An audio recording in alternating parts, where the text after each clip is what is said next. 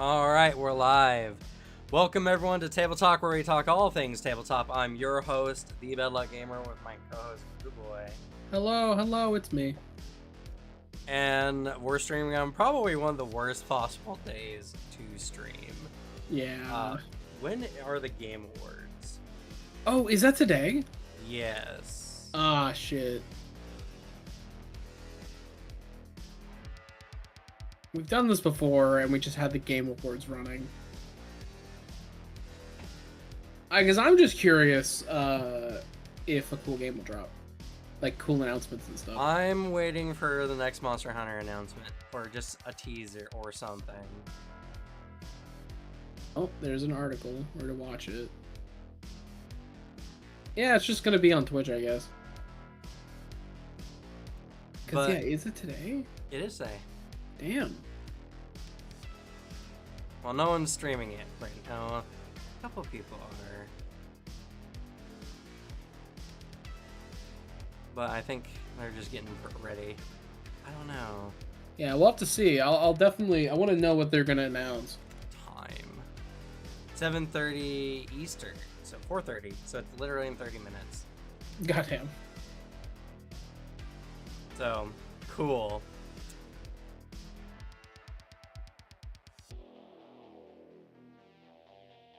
Yeah, we'll see what gets announced. I keep feeling like there's something that's gonna get dropped. Subscribe to one oh yeah, no, there's gonna be extended gameplay of Vampire the Masquerade Bloodlines 2, a game that I'm pretty sure is gonna be bad. And who's nerds? Who's nerds? Can't be us. Impossible. We're not nerds. We're too cool. Too cool. Yeah, the fucking... I think, oh yeah, that was what they were, the only thing I know that's being dropped is an extended gameplay sequence of Bloodlines 2, which I think will be the nail in the coffin for me and a lot of people of, is this game going to be worth it? I am not sure. I wish there was a big enough streamer to stream the Game Awards. I know, right? I will not judge anyone who decides to go watch the Game Awards instead. We might even end early because of the Game Awards, depending.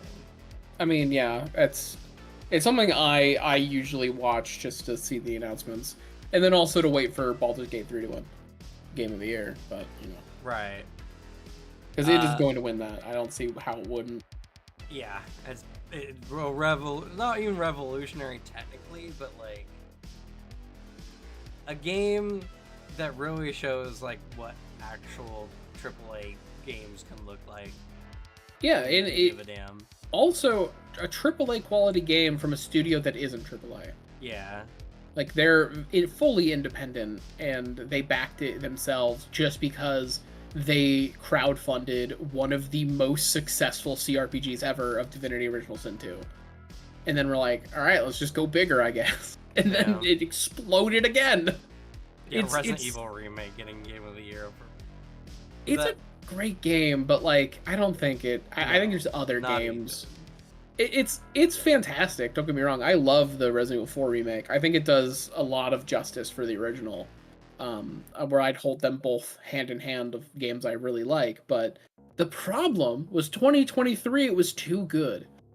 Yeah, true. That was my issue. No, I'm you like, know what's there's tragic? So many Armored Core not getting Armored Game Core of the Year. is in Best Action Game though, and I completely think it should win. Yeah. It better. Even though I don't think Armored Core beats out Baldur's Gate 3, don't get me wrong. No. Armored Core still my game. Still my steez. It's so good. Like it's really good. It's just like Baldur's Gate 3 is an example of just really making a passion project. Yeah. It's a game that tricks me into thinking 5e is pretty fun. True. Which is the biggest thing it does. Honestly, like, I don't even know if I'm streaming it. Don't worry, guys. It's just about Baldur's Gate 3. It's TTRPG related. It's been a good year for TTRPG games, though. Gotta say, because we got Baldur's Gate and Rogue Trader. True. Rogue Trader, by the way, for all of y'all here, Rogue Trader fucking rules. It is immensely fun, and if what I'm playing right now is, I don't know how true it is to the original Tabletop, because I know it's based on it heavily, but like The original tabletop is probably very crunchy because honestly, I feel pretty at home with some of the abilities because it feels very 3.5 to Pathfinder-y, but like 1E Pathfinder. Yeah. I wouldn't be surprised if it was inspired by it. It's very crunchy, like the actual game. But the game fucking rules. I've been playing it all day, and it is a great time. The story seems pretty cool. I'm already like planning playthrough 2 because chaos. I failed a quest to declare myself as like to take power from a demonic entity. I said no for this playthrough. Yeah, I you could know what? become the champion. We got a little sidebarred here. But like, so what's up? You know, I know you've been playing some Rogue Trade or anything else been going on? Not more. All I've been doing is more vampire stuff. I put out a video today on Kane, which I think watched it. views. I'm happy. I'm actually really proud of that. I think it was a good video. For its performance wise, it's doing all right for one of my vampire videos, but like engagement wise, it's popping off, which, you know, I like that more. I like that I'm slowly converting more and more of my 40K fans into enjoying like World of Darkness. More and more people are like, ah, that's sick. That's actually really cool. I mean, World of Darkness is pretty fun. It's a great like world. It's such a good like grimdark world. And someone did hit me with a really fun question today. Who do I think would win, Kane or the Emperor in a fight? And I gotta say, I think it's kind of even. Yeah, I really... Because what we've seen in the lore with an Antediluvian when they popped up, the Week of Darkness, it's like... And just seeing the punishment they took, I'm like, I kind of feel like the Antediluvians are Primarch level. I don't know. I would even say probably like beyond, because like the Primarchs are awesome. Don't get me wrong. But like the Antediluvians are like actual walking disasters. Yeah, well, the main reason I say it too is because when a Primarch has reached their like potential, maybe not like during the Horus Heresy, but like for example, I think Sanguinius during the siege, he was like the actual peak that Primarch could get to. I think a Primarch at that point, or even like current Lionel Johnson, I feel like could really fucking hold up to an Antediluvian. Because I think they take the same general level of punishment. And then the main thing with the Emperor and Kane fighting is that like it's kind of an issue of we just don't know the capabilities of Kane, and we know the Emperor's capabilities a little more. But even then, they're both stupidly powerful. They're both like two of the strongest characters in their respective like settings. And the real main difference is that either vampire powers or raw psychic power. Like who wins? Psychic power and the end of human evolution. What's your favorite Lancer mech and why is it the Atlas? It's the Rayleigh. Alex is like, Atlas who? Literally, huh? Never heard of him.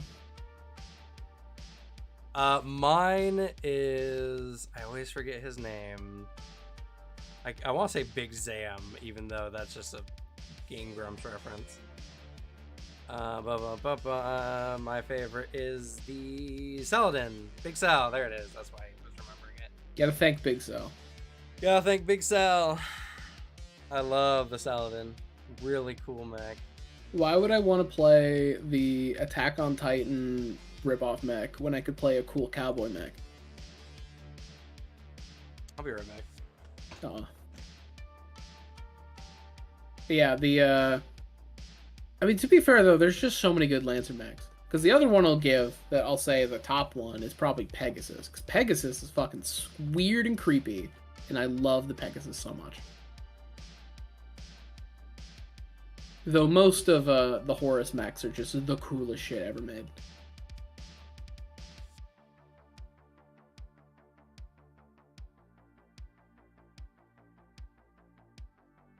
Yeah, literally gun. Extrude gun.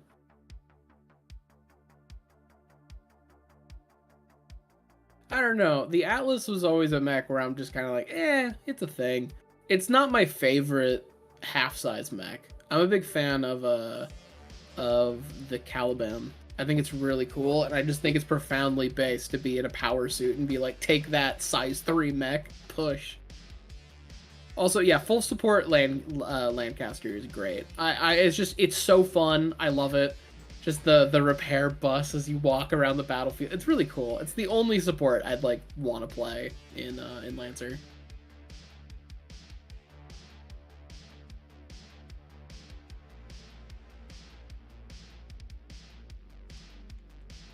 I'm very happy to do Lancer content, even though it performs terribly. I'm very happy to do Lancer content. Me with Vampire right now. I love Vampire, I adore it, and I'm gonna keep doing it, but it's performing significantly worse. But I don't care. I like making it, and I'm happy people enjoy it too much. That and like it's just another thing where the comments I get on my Vampire videos are really like just high quality of like people also coming out and be like, oh shit, this is so helpful. I'm writing a chronicle right now, thank you. And it's like, cool, I'm happy I'm helping one person. That's what matters. Yeah, that's been a lot of stuff with the remaster for me. Is a lot of people are like, because Archive of Nethys still doesn't have it up yet, which is insane. I'm waiting for Archive of Nethys to update so I can start doing my Why This Class Is Awesome series remastered. Hell yeah. Again, because it'd just be easier for presentation. Oh, a lot easier. And I will be right back. Got my rice away. Ah, yes. So I'm waiting for that. I'm gonna start doing builds though. There's a build coming tomorrow. The Conjurer witch build. It's gonna be really good. Very excited for that one. So I'm gonna start releasing those. I'm gonna start releasing Why This Class Is Awesome Remastered. And I don't know. I'm still in a position of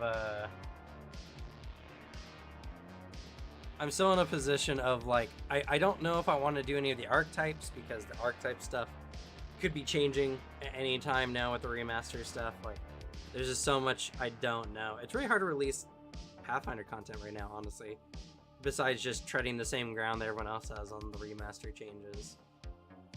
I do items. Items are a good opportunity as well. Next year though, next year is going to be real nutty. Starfinder 2E, James said here, really excited for that one. Hopefully I can get in on a playtest or something.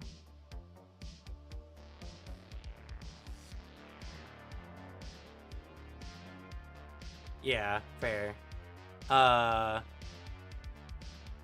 Starfinder is coming out, and like some of the new books. We got a book coming out like almost every other month, starting with March. Or maybe even sooner. When's the Qianxia book coming out? Setting.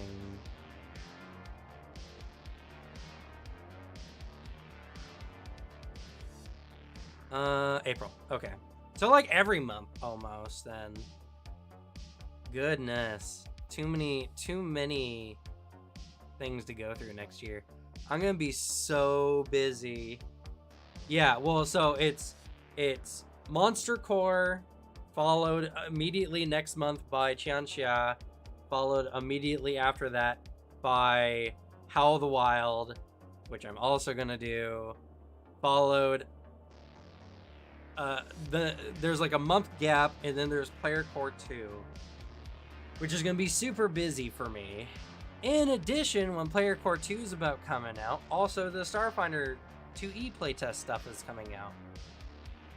God, we're eating so good next year. I'm never gonna sleep. No. Next year, I'm just going to be working all the time. Sleep is not allowed. Tabletop exists. I know. Yeah, I was just saying that, James. Like, it's literally one thing after the other. I know Daggerheart, I think, is getting ready for a release sometime end of next year as well. The playtest is going on right now. I didn't get invited, unfortunately, but they're gonna have multiple playtests, so hopefully I'll get in on one of those.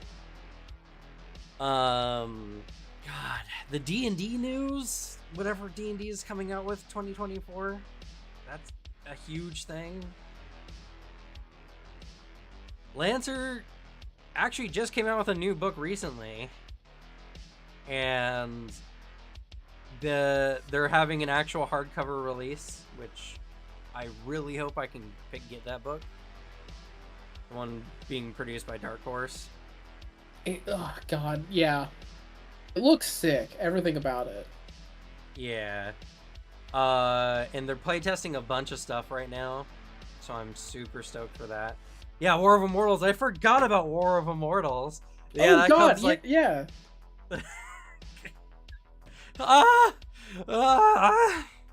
Do you know how rough it is and how cool your game has to be when there's so much fucking content coming out that you forget one of the cooler pieces of content? Yeah. It's like ridiculous. I'm so excited because Exemplar looks so fun. A werewolf frame. Oh, nice. 2024 is gonna be great. Holy shit. For TTRPGs, it's gonna be huge. Also, some of the new VTT stuff that are gonna be coming out, like the D&D's VTT, I think is coming out for sure next year. I'm curious how it's gonna operate. I am also very curious if it's gonna be usable for other systems. I doubt it. But I doubt it. But it'd be cool, and it's also really, I can't wait to see if it's how well it does, because you know, it looks like a lot of their player base might not be able to run it, because I doubt everyone has a full computer that can run Unreal Engine shit. And James, 2024 is dangerous for your wallet. This year's been dangerous for my wallet. The number of games I've purchased this year. Yeah, dude. I just got Dragon Quest Monsters Dark Prince, and I'm going to lose my soul to that game. And like for me, I'm only got Rogue Trader because I bought it fucking like a year ago. I got the developer founders pack. So if you get the game, look for me. I'm in the Shrine of Remembrance and I'm in the credits. If you look up Glue Boy in both of those, I'm there. I am canon in Warhammer and I died. Sneezed so hard.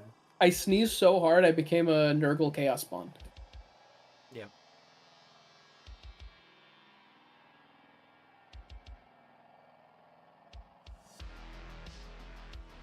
Interesting. I think it'd be very cool. That'd be really fun, but I have low hopes for them being nice to other systems. Well, they said it's pretty lightweight and not very automated. That's kind of unfortunate if it's not very automated, because that's kind of like the whole one of the benefits of BTTs is how much they can automate for you.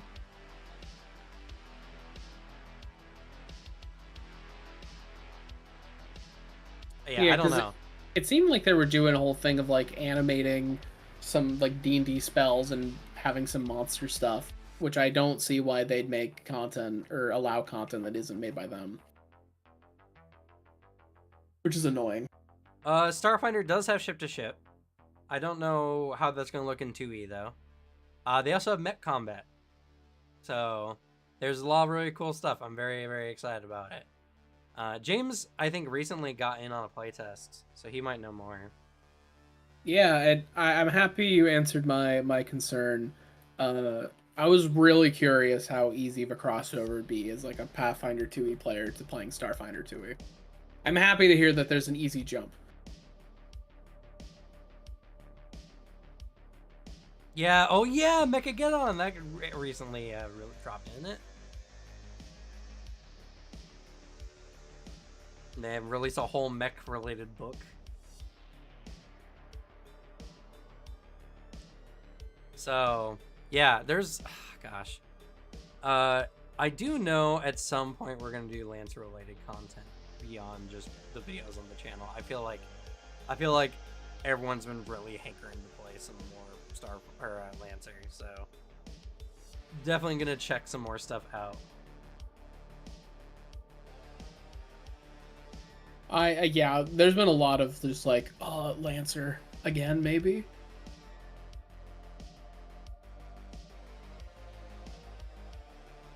Oh yeah, I assume that the Twitter stuff would be boiled down both in like just because you kind of have to with Twitter and I hate how limited Twitter is, to be honest. Yeah, unless you're paying for it, which gross, cringe. And also just I imagine otherwise might not have been allowed to say a lot of stuff. But I at least like the knowledge that it's an easier jump is very nice, because that was my wonder. Because my biggest issue in playing Starfinder First Edition was like I see that this is like Pathfinder 1E. I prefer 2E. I'd like for it to have some of those rules. Yeah. Honestly, with a lot of the conversation about 1E, there's been a lot of people who've been jumping into my comments recently going like 1E was better, and then they laugh and run off. I honestly, they're just different games. You know, like now I've been thinking about it.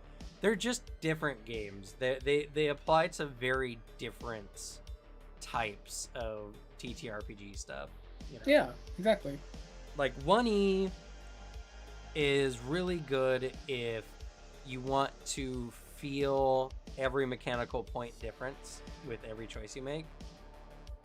While Pathfinder 2E is more like modular kits. You know, like you add a little kit onto your character that gives you a few abilities, gives you some stuff. It's just like, do you like individual numbers making a big effect on your character, or do you like more like module changes to your character stuff? It feels like, just from what I've read and like the bits of my experience with 1E, which primarily from the Owlcat games, is that it's the difference of, I guess, having to make a character that's like using all these mechanics. It feels like I can play a character I really want to in second edition. It feels like if I have a concept, I can work to make it function and function well. When in first edition, it seems like more of there are a couple ways to do certain things correctly. And like that's the difference. I mean, yeah, there's that kind of problem. I haven't played first edition personally, but that is all the fucking stories I hear, is a lot of people giving me the vibe of there's a proper way to play a certain like class or character type. And I am less into that. Yeah. So, you know, I mean, to each their own. Like, I think both have a place, right? Oh, 100%. Yeah. And that's kind of the gist, is like, it's just the number tweaking. If you like tweaking numbers, you can do anything you want to do, but whether that's overall more effective. And I don't like number tweaking. I don't like it at all. I find it really obnoxious. Well, you know, Thumbmonkey, also just remember, you can just, all the information is available on Archive of Nethys.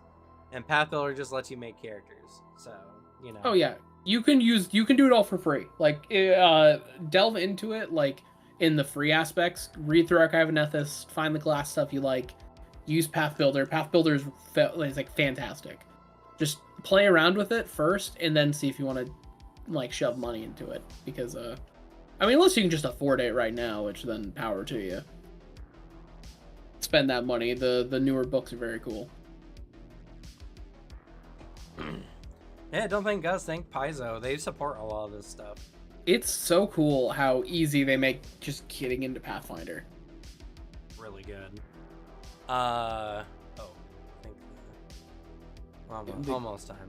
Yeah, the Game Awards are starting in a couple minutes. I have a muted stream on right now. Same. Watching. But yeah, so goodness. I definitely see the open space for wizard designing now. I can see it too. The new stuff.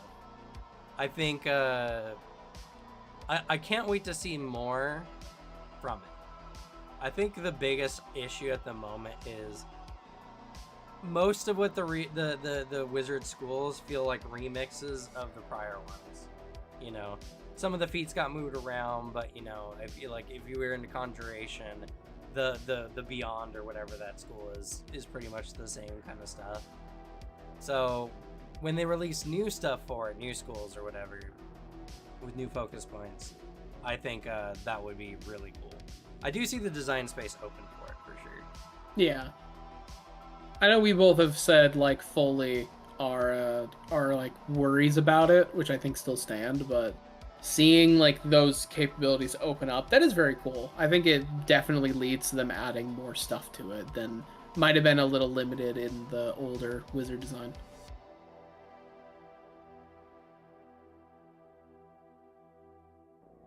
Yeah, I mean that's so I am curious to see, and sure, yeah, sure, James, definitely. We'll see. We'll see what's happening during the Game Awards, and then also like I have Dragon Quest brain rot at the moment, so I got Rogue Trader brain rot at the moment. I gotta get my Space Wolf. I gotta get a Space Marine in my party. Then I'm complete, and then I can turn down the Eldar that's gonna want to join my party, and then I'm ready. I really want to get Rogue Trader. It was very unfortunate having to make the choice. I was just like, what do I feel more like now? Like a better Pokemon or a CRPG? And my brain was like, better Pokemon. Yeah. Again, I only bought Rogue Trader. I only got it because I bought it a year ago when I could afford it. Right now, I wouldn't want to buy a game. But I did. I'm very happy with it. I think I'm really happy about the stuff that's in the game, and also just it feels really cool. It really, really. I mean, really I is do fun. really want to play it. Don't get me wrong. I definitely will hop on. Oh, 100%. As soon as I get the ability to. You can't fully, at least that I know of yet. However, I did early on fail a quest to take power from a demon in by just becoming a champion of something, working with them, and I would gain their power. I said no because I want to do a loyalist playthrough right now, and then I'm gonna come back and do a chaos playthrough.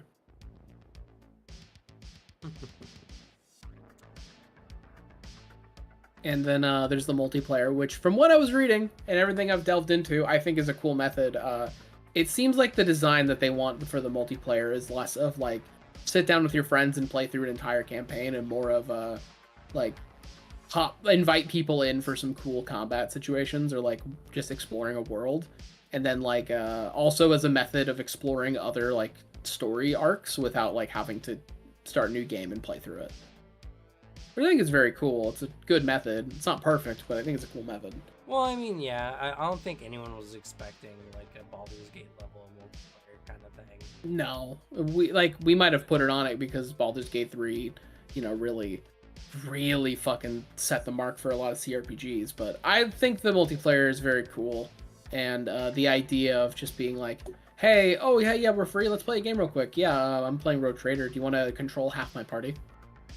Yeah, like that's just fun. I mean, especially how hectic it gets. There's also just a fun thing of like when you get the mercenaries, you can hire. True, and then making your friends' characters. Darktide is fun. I've heard they fixed Darktide, the progression stuff. I need to try it out again. Yeah. I just haven't gotten around to it. Hopefully your computer can run it. It should. My computer did have issues, but like, I was also, when I could run it, I was just like, man, the fucking like progression system was pretty bad. It was just, I don't feel motivated to play it, and then apparently a lot of stuff's fixed. A lot of the characters are a lot more interesting. Yeah, they've added a much more intricate like skill tree now. So sick. I gotta play the Zealot. I want to play as my fake sister of battle. Yeah. Well, yeah. I don't know. As far as news, I mean, I've kind of already gone over most of the news. We have new books coming out for Pathfinder. Like 6 or 7 of the 12 months of the year, something like that. Yeah. The only news I saw when it came to TableTalk, and I'm curious about your statement on this. Fucking Lancer artist and Lancer dev gotten a little bit of a indie TTRPG shitstorm. Do you think to properly review a tabletop game, you have to play it first? Oh, I saw this debate. Yeah. He has a weird superpower for that, yeah. I mean, whenever you're popular in the TTRPG space, like, controversy is impossible to avoid. Because people just disagree on the fundamentals of tabletop in general. So, you know, I agree that you need to play it to properly review it, but I don't agree that making a first impression style of review or like an overview is invalid. Yeah, I feel the same. Like it's a you don't have to, but you should declare it. Like if it's a first impressions, I picked up the book and I know tabletop design. Here is my general thoughts. Because points people bringing up is sometimes when you're reading a book, you can tell it's bad without having to like run it. Yeah. Like you can already see it, which is totally fair. It's totally normal. But like I think you should say that this is a review of the book. We never actually sat down and played a game. Yeah, I mean, like even a one shot, I don't think is ever enough. The problem with a lot of tabletop is like it's like a video game, you know. Would you believe someone if they said, "I played 4 hours of this game. Here's my review"? No, of course not. You need like 40, 60 hours, which, you know, funny enough, that's like 10 to 15 sessions, give or take, of what we do. So, yeah. Like, the problem is, it's harder to play 40, 60 hours of tabletop than it is TTRPGs. Significant. That was the rebuttals I saw of people saying, like, well, yeah, you can, like, we can't really play a new tabletop game every week. Like, it'd be pretty negligible, or even just affirm the shit we had when we read it. Which I think is fair. The key thing I was seeing, an analogy I saw, was people talking about, like, reviewing a cookbook. There's a similar debate in that, I guess, which is, do you have to make the food to see it? And then a lot of like professional chefs and stuff are like, well, no, you can tell when a thing is bad, like when a recipe sucks, if you just understand what's behind it. Which I think it's an interesting like debate. I don't think there's like a definite answer. I at least think you should declare like in your review, what's type of review. Is it because you played a good chunk of it, you played a one shot, or have you just read the book?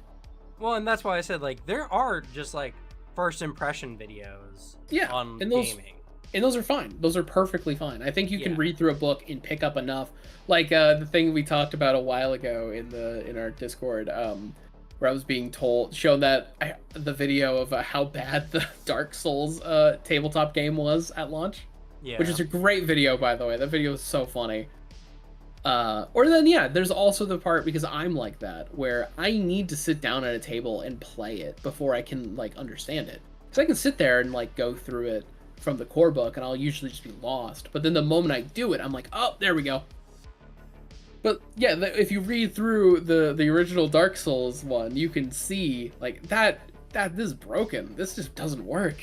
That's a great video. Yeah, I mean, like, I read Candela Obscura. I with full confidence feel like I understand how it works to a degree that my review will not change whether we play 10 sessions or not, you know. Just because, like, the game is very clearly written out in a very particular style that I'm somewhat familiar with, where it's just like, yeah, it feels like this game, only here's this presentation and yada yada. Like, all the things that are different between it and, like, Blades in the Dark, for instance, are, like, in, like, how the world book is set up and everything and all that. And I feel like just mentioning those differences is enough to understand. And, like, there's a variety of situations where it's, like, Fabula Ultima, there we go. Fabula Ultima was a game definitely made more clear after playing it, because you can see the numbers, you can get a gist of how the game plays, but then in actual practice, like fighting against enemies specifically, you start understanding, like, oh wait, this feels kind of different than I was expecting.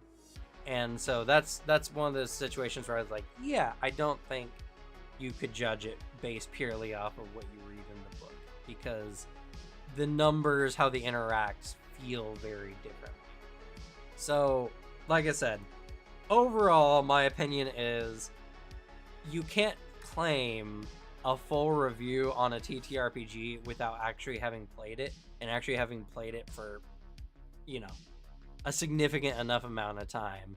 But there is value in a first impressions, because, you know, there's a lot of things that first impression videos do, like steer people away from obviously bad games or introduce people to very high potential games. So, you know, and playtesting tabletop in general is just something that's so mass intensive that you can't do it in any reasonable amount of time for a review. That's why I like what we do on the channel, where we, you know, periodically will have a new campaign for 10-15 sessions in a different system to try it out, see how it works. Yeah, it's a good examination, and we can afford to do it. We're like, we can do it, and then you can make a video where you truly are like, hey, I ran this game for like a couple months.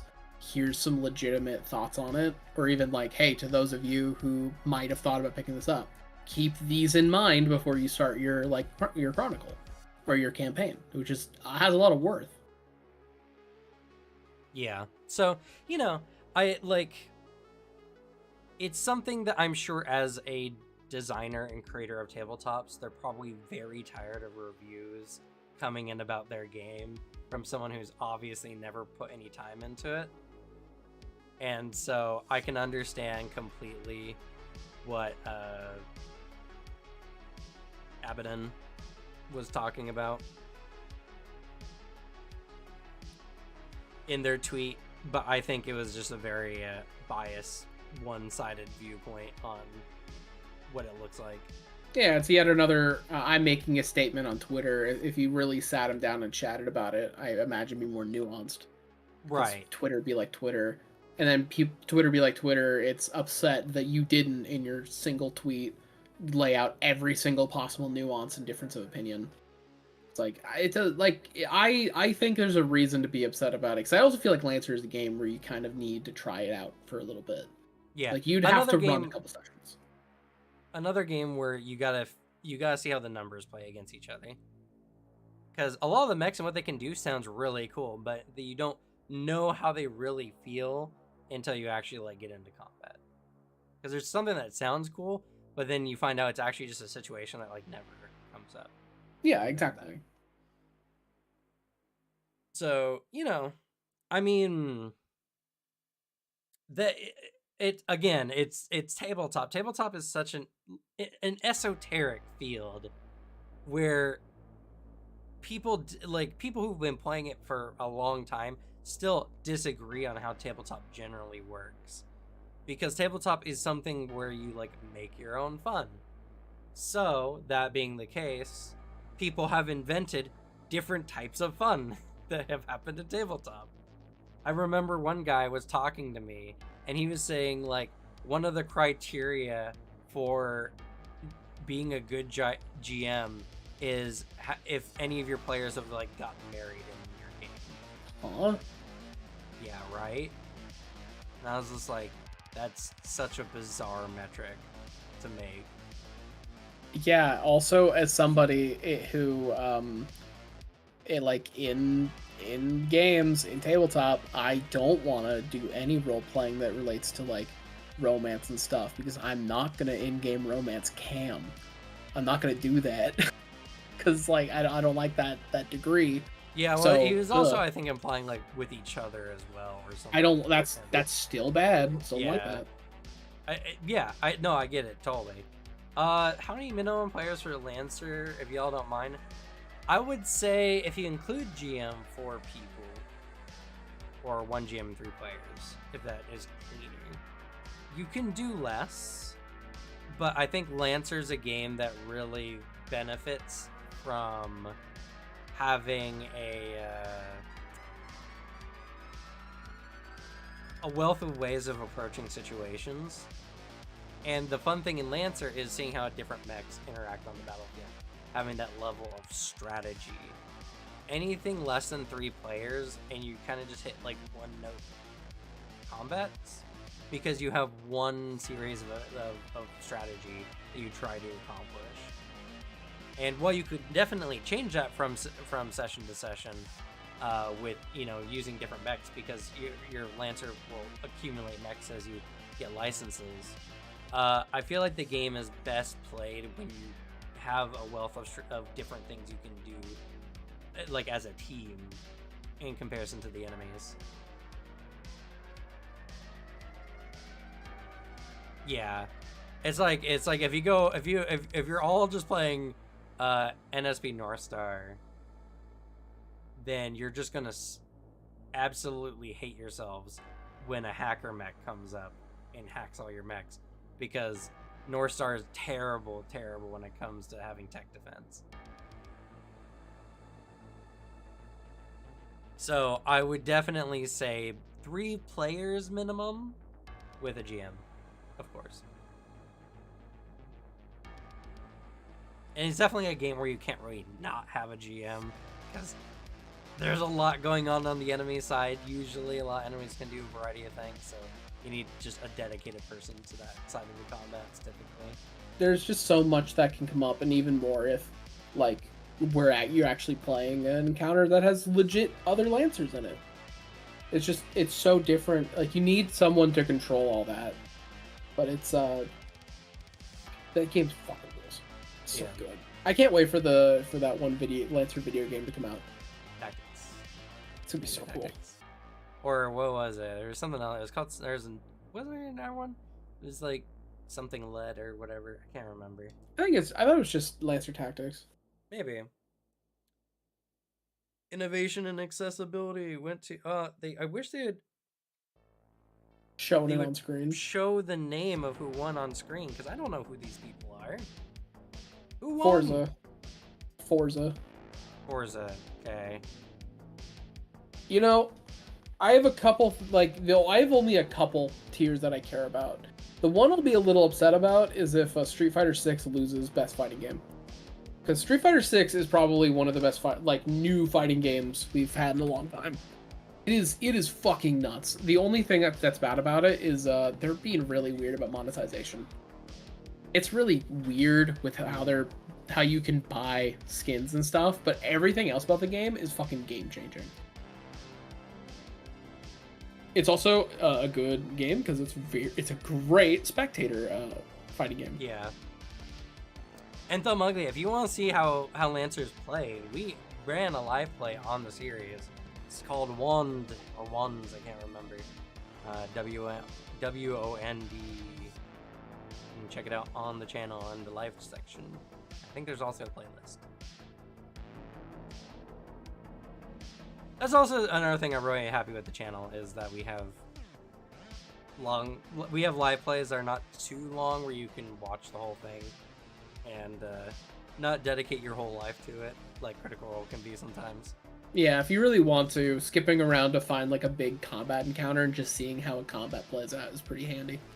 We had some honestly, the final combat we had in that series was really fun. If you just want to get a really quick rundown of how like a normal combat would work in Lancer, just watch our final episode. I wouldn't say the normal, because you don't normally go up against other Lancers. Not normally, but it will give you a great crash course on what a bunch of the mechs can do. True. Oh, yeah, that's true. Now, if you want like a normal combat, I would say any of the ones that have like a actually good-looking map, not mine that I made, but a good-looking map, are really good examples of like combat.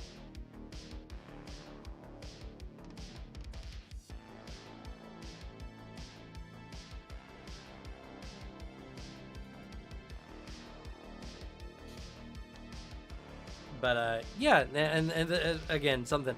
Oh yeah, another channel, friend of the channel actually, a local disaster tour guide, did his own TTRPG awards, which is mostly just him inventing awards so he can talk about other people in the Pathfinder space.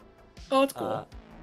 And I was only an honorary mention last time, but I got this time the host with the most. Oh shit.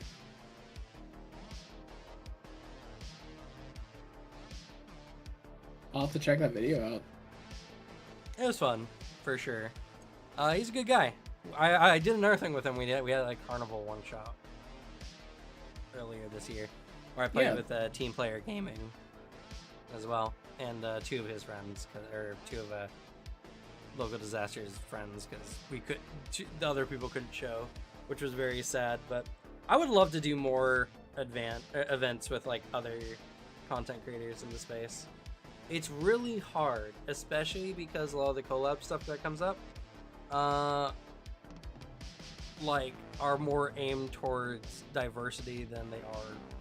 So there's just been a lot of things that have come up that I wanted to join, but I couldn't because I'm white.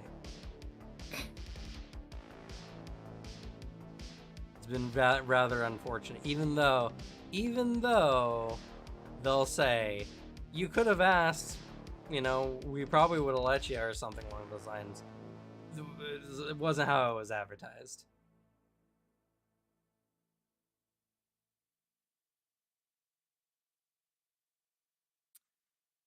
But I would love to do more stuff with more people in the TTRPG space in general, but definitely like other Pathfinder content creators as well.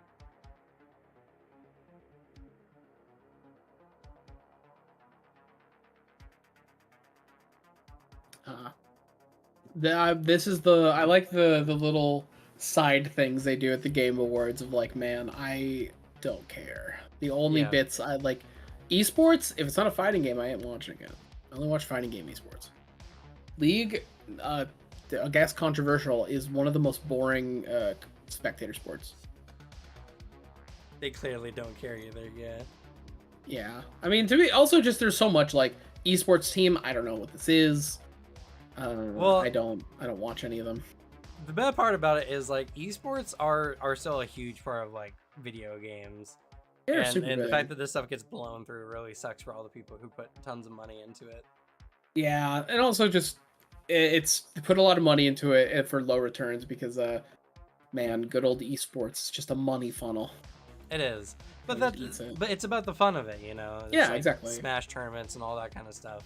That's why I like Ludwig's what he does, because also he does it mainly for Smash Melee, which is the best esport to watch, like ever, hands down. It's so much fun. But also his philosophy for all of it is purely, I don't care if it makes money. I want to just have a lot of people see it and a lot of people like it, which I think is cool. He can afford to do it, so. Yeah. Well, you know, and that's just, again, it like making video games a spectacle is fun. I would love to do the same thing with TT. We talked about it at one point. I'm doing the same thing with TTRPGs, but honestly, it is so hard because so much of it is just in the imagination. You would have to create. You'd have to do kind of like a Dan Harmon thing of, you run the event, then you animate it, then you show it to everyone else. Exactly. It has to be like, you can do like a live bit for it, but it'd be much more like a live production. Right. And then you can, like, literally what Harmon Quest was. Live show, then that's later animated for TV. Then it would work great.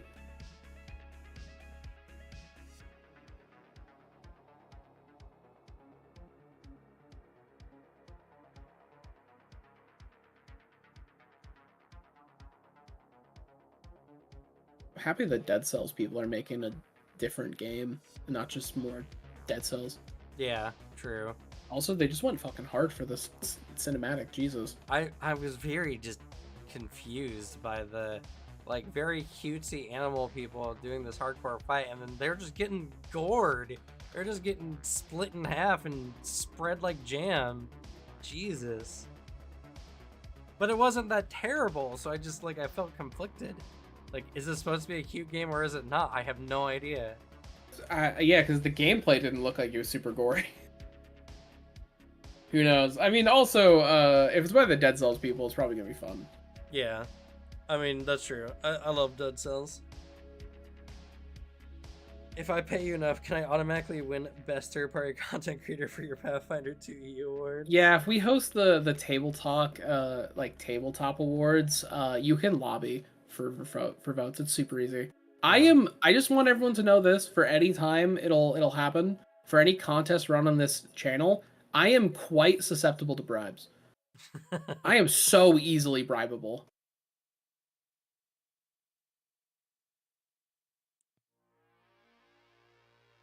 At least you're honest.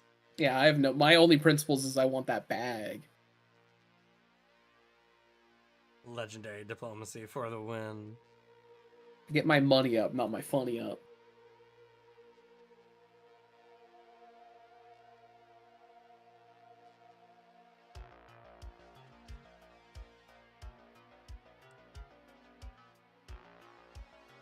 I don't know. Any other tabletop news? There's not really much.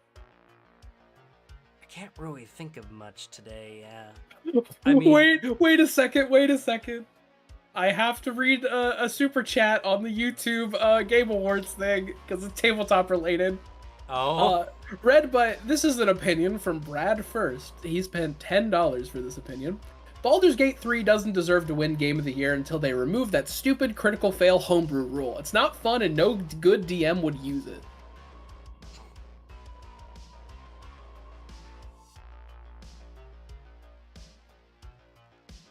Nice. That's very tabletop.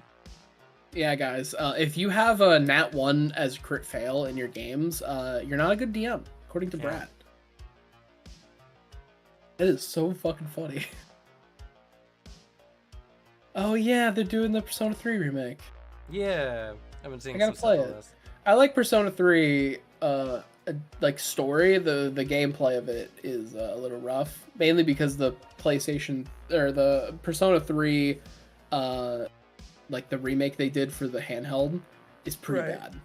Because they took out all the actual like animated parts and made it like basically a visual novel. But if they fix a lot, it seems like they're fixing a lot of my issues. They're also patching the issue that whatever her name is, the bow girl, she can actually hit. She never lands attacks in the original game. Strange. Yeah, it's just, I think it was something to do with the weapon type was just bad. So she like, her whole thing was being like a super accurate archer, like the best archery team, like student, but then she never hits. She just misses every attack.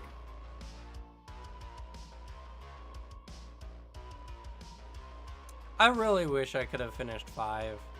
I was so far, but I was so intimidated by having to replay all of it after my PlayStation fucked up. Persona 5 is one of the least replayable Persona games, IMO. Persona 4, I think, is a lot more fun to replay because it feels like there's a lot more that's fun to like plan out and like, I guess, optimize. But also Persona 4 story, I think, is just a little stronger.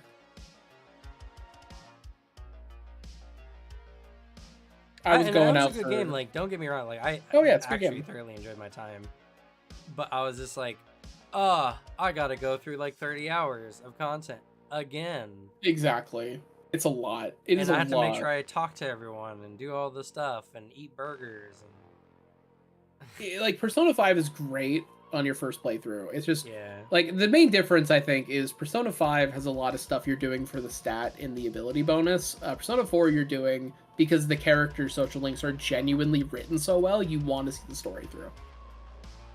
That is, like, the key difference. Oh, yeah, Dave the Diver. The game that they're having for Best Indie, even though it's not an indie game. Yeah. Even the guys who made it are like, it's not an indie game. I don't know why everyone keeps saying this. Yeah, they didn't even fully advertise it as an indie game. It's just people kept calling it that because they went with the pixel art style. Yeah. Oh, they're doing a crossover with Dredge. That's what this is. Oh. That's really cool, actually. That's actually kind of fun. That is, yeah, you have two seafaring-based games coming out at the same time. Just do a crossover. That's fun. Dredge was such, I think, not a letdown. It was a good experience, but it was such a shallow game in the end. I think it's one of those games, and this is, I think, a problem for me with some games, is if you watch a Let's Play, you've gotten literally everything out of the game. Yeah. Is because much. Like my partner was watching it, and then they were like, yeah, I kind of know everything about it. Even then, while they were just watching like Jacksepticeye or someone play it, be like, even I can see that there's just issues that they should have delved deeper into in the game. Where you're like, there's for every really cool thing, they kind of drop the ball on something else. Yay, Iron Mouse! I was hoping Iron Mouse would win. That's fair. I voted in the Game Awards, and when the best content creator dropped, I was like, I don't watch any of these people. I know who Iron Mouse and Quackity are, but that's literally it. And Iron Mouse is also just a really good story because she's someone who has like immune deficiency disorder. I know that, like, there's a bunch of charity stuff, and it's really cool that people are in the community go out of their way to do that, especially like her friends. So good shit. And on top of that, as well as just, you know, she's done so much despite being pretty much a bubble kid. So yeah, that is really cool. Very, very cool. I can respect her. I just never watch. Yeah, I don't see the appeal of VTubing. Oh, it's this studio. Forget their name. Oh, are they making a remake of their first game? That's great.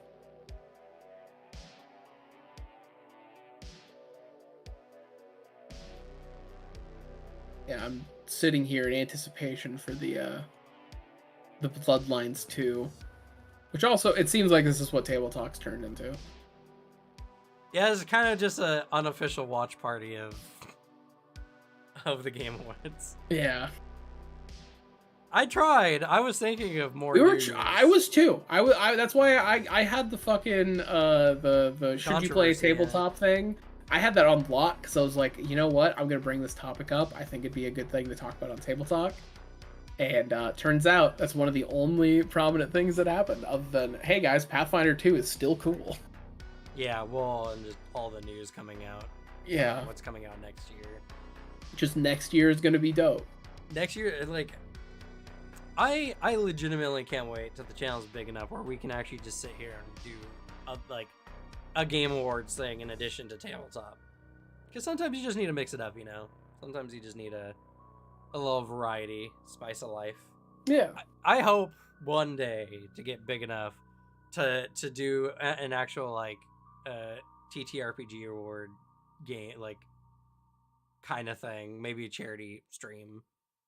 That would be sick. Because I feel that too. At some point, I want to get like a big enough audience that I could just like stream stuff. Because I have ideas for games that I think would just be fun to like do the research while playing on stream. Because I know there's like a bunch of YouTubers who do that. Like Joseph Anderson does that. And like just collect gameplay on stream while talking about it openly with chat. Yeah. Like it's a really good way to do that. And I think it'd be fun. Oh shit. Is this... Oh wait, I hope this is Persona, not Kingdom Hearts. Yeah, it's Persona. Yeah, I was about to say it would look fair. No, wait, no, it's the other game that they're making. It's this different. It's not Shin Megami Tensei at all. It's a new RPG, like entirely. Oh. It looks really cool, actually. Yeah, if it's by the dude, specifically the like people behind Persona 3. Persona 3 is great. Just has some gameplay issues, but it looks sick. What I think it's about like they're demigods or something, and you're like incarnating into deities, or maybe I don't know. I was trying to figure it out. Also, very interesting combat style. I also keep seeing names that are Shin Megami Tensei Nocturne, which is the best one. This looks like live action Persona with intermittent like Persona game elements thrown into. It looks really well done. It's really weird watching where it's like I need to be this is the game I need to play to really understand what the fuck is happening. I think it's that on top of the fact that it's like oh, I know this game. I've seen all these kind of like screen elements and design choices before. Wait, why is it live action? It looks like What's happening? it's the Persona 3 Pro tag. It looks like Minato. Kind of. Like, if you squint, you're like, is this a Persona 3 like spin-off? And you're like, oh wait, no, it's not him. He doesn't have headphones. Yeah, true. Gotta have headphones. It can't be him unless he has headphones on. Also, yeah, I saw a lot of SMT3 credits on there, and Based. That game was great.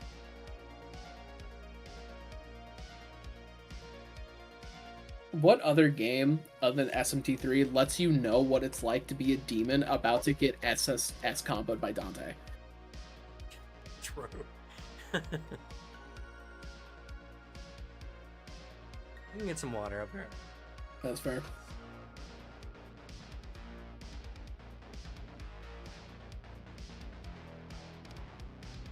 That is actually cool that he just got the chance to make something completely of his own. I respect that. I'm probably gonna play that when it comes out. Yeah, that's true. don't do that. I do like that. I love Dante showing up in that game. It's really fun, especially if you have played Devil May Cry 2, which you shouldn't, by the way. Don't play that game. It fucking sucks.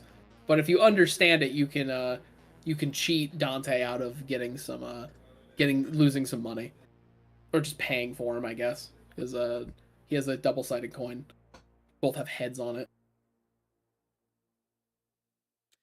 As much fun, are there any TTR from Japan that are competently translated and good?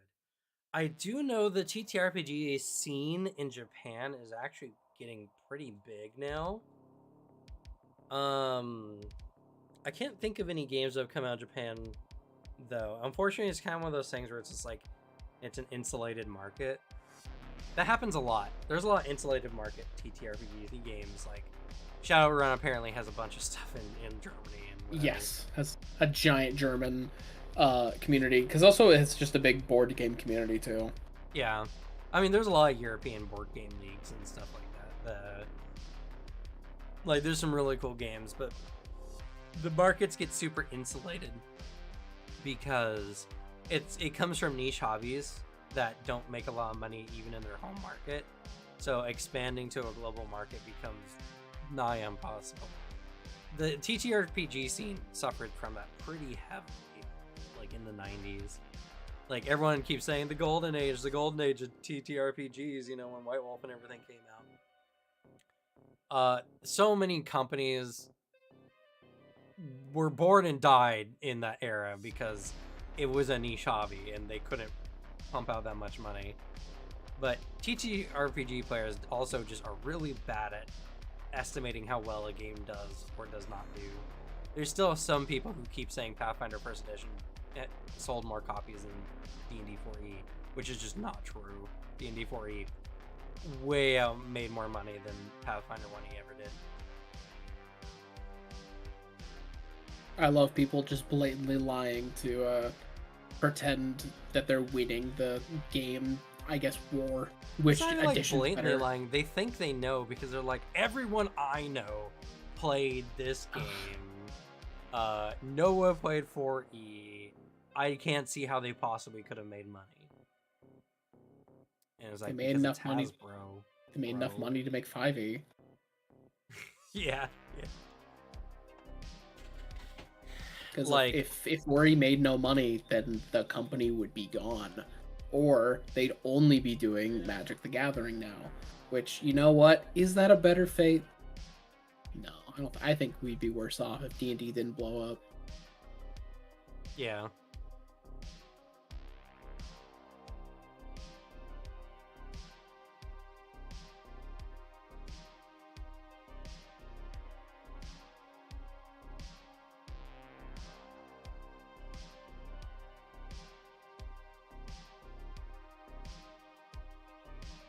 Yeah, and there's a lot of games like that too. And yeah, definitely, I mean, yeah, Pathfinder did do better for Paizo than 4E did for WotC. 4E was kind of a dud, but it was a, you know, it's kind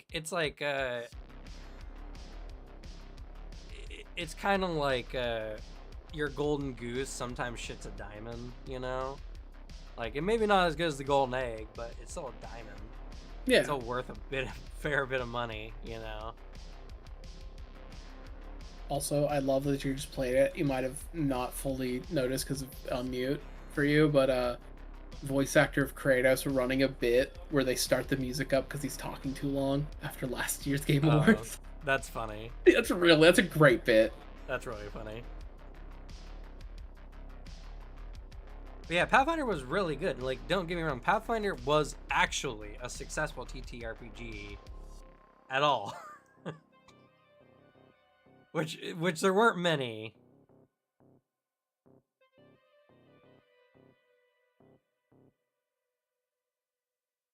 I'm making my own TTRPG. I've been at it for a few years. Any pointers on how to launch it when it's ready without much of a budget?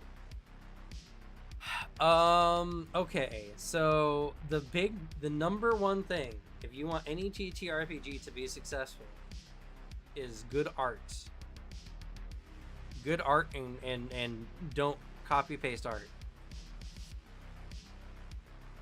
If in any sense, any way, whatever, save money, do whatever, hire some artists. It might cost you a pretty penny, but your game will do substantially better when it has good art.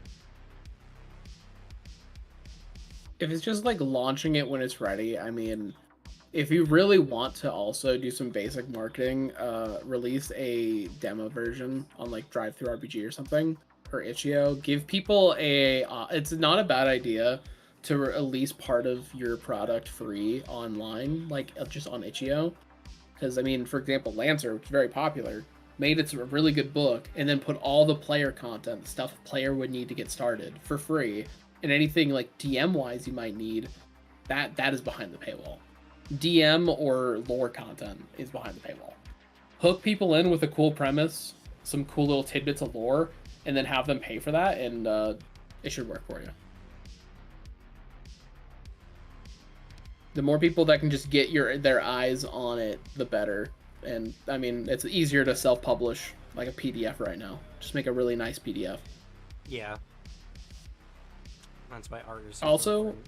Yeah, and also look at the Vampire the Masquerade 5e core book and don't do what they did. That's a great piece of advice because of how much issues we've been having with that fucking core book. The layout of that book is horrible. The layout and the art direction of that book is dog We have shit. like a 30-minute stint in every session so far of talking about how shitty the book is because I'm currently looking up a rule and it takes that long.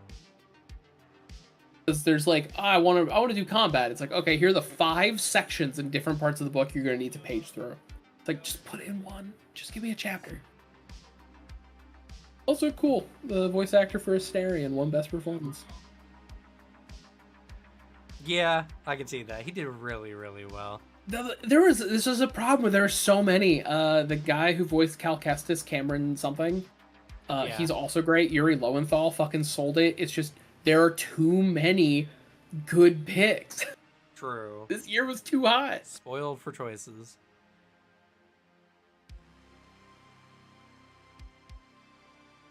I think you can have Darkness. That was your first mistake. I think you can have fun combat. I think you can have fun combat. I think you can. It's just going to be figuring out what the game wants you to do because they put all the combat shit in different parts of the book. But I at least see the intent that they have of like, I think the narrative initiative system they lay out is really cool. The state your intents and then everything goes down in like this very understandable order that then is based off of what people are doing narratively. I think it makes sense.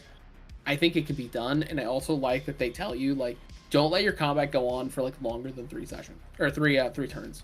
3 turns, yeah. Like you shouldn't. There's no point to have it be longer because this isn't a game for like tactical decision making. And also just the fact they're very openly like, hey guys, this isn't like other tabletop games. It isn't like 1 attack roll equals 1 swing unless the storyteller says otherwise.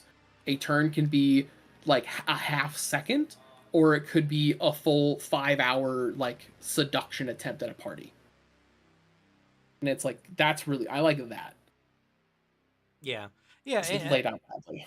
It's just kind of breaking the mentality of turn-based combat when it comes to narrative combat in general. Narrative combat is more about the narrative you're telling, and then applying the dice rolls to determine outcomes than it is about like, okay, you hit him for this much damage, you hit him for that much damage, whatever. I mean, when I run my, because it was gonna be tonight, but a lot of just holiday stuff and a lot of other events meant like it'd be better to postpone it to next week for my first session of a Vampire the Masquerade I'm running. I am giving them a tutorial fight where it's honestly just a chance for them to test out some of their abilities and really just I want to give them a nice spread of what can happen in Vampire the Masquerade, and then like, have good like session chunks where they're just not gonna have any combat. Because I think that's not the point of a World of Darkness game, really. It's a narrative thing. But every once in a while, you should like your players. They might want to go dummy on some mortals, because mortals, what can they do? True. I want because they're gonna fight some gangsters with like a couple with some handguns and then more with like tire irons. I want them to like, have that experience of the powerful vampire, and then kind of escalate from there. It's also to prove your point to people who are newer in the game in general. Be like, you are this step higher than a normal human. It's like a gunshot that is superficial damage.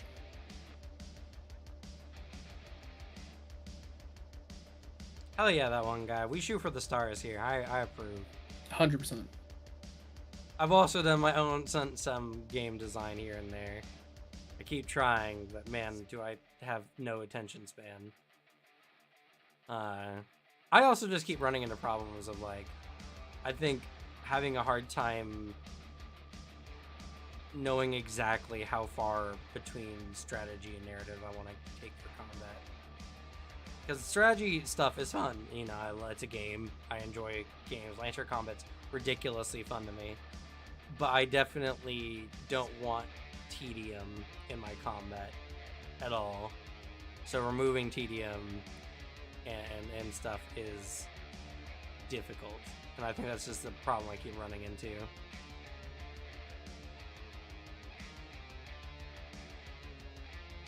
What is this? Space game.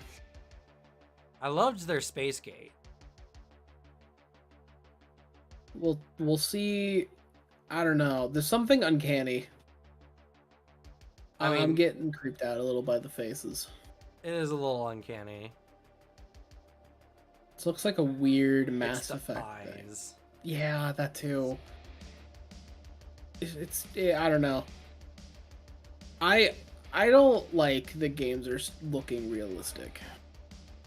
I actually don't have a problem with that, but the problem is that like whenever anything tries to go realistic, there's that uncanny valley where it goes until it's either realistic or it's uncanny. There's no in between. Yeah, I guess my issue is it's always games that are trying to go like looking lifelike, where it's hell yeah, we put millions and millions of dollars into this game to make it look lifelike, and then the game is like mid, or it's like, or it doesn't run on most people's stuff. Garbage. Yeah, and it's like you could just make a really appealing art style instead, and have like, if a game's mid but it runs like 60 frames on your game and it looks nice, you're like, I can put up with this. I don't know. It's just like GTA 6 when it's dropping. It's like, damn, you spent all this money to make this look like real life. I guess. Hopefully it runs solidly for people. I doubt it, but we'll see.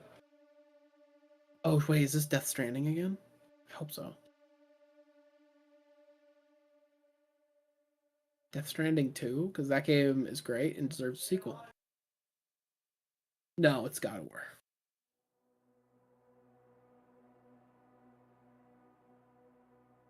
I want God of War to end.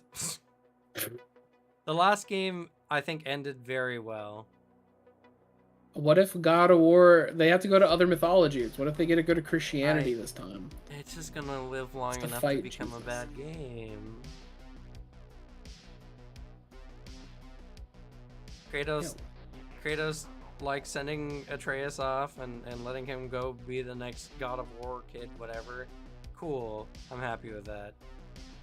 Is this a arena roguelite? Something like? No. Seems like DLC. It does seem like DLC. These are all enemy the types same weapons and everything.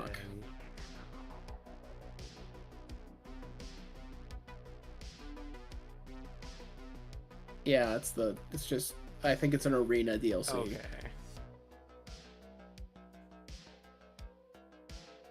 Damn, it comes out in a couple days. And it's free? Hey, yo! Alright, I'm not upset anymore. Okay. I can accept that. This new program will make lighting look 5% better and requires a special graphics card that costs $10K. Yeah, that's my issue. I just don't think you need it, to be honest. All it is striving for this like graphical fidelity. All it really does is make it harder for some people to play these games, and it jack up the prices of gaming to the point where AAA is gonna like slowly want to charge more and more, like the GTA 6 directors talked about, and like, you know what, we should charge hourly for people playing our games.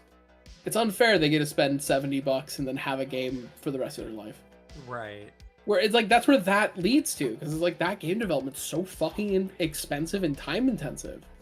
Where it's like, I just think you can make a game look nice, art wise, and not have it be like ray traced every hair particle on this man. It's like, what? Who cares?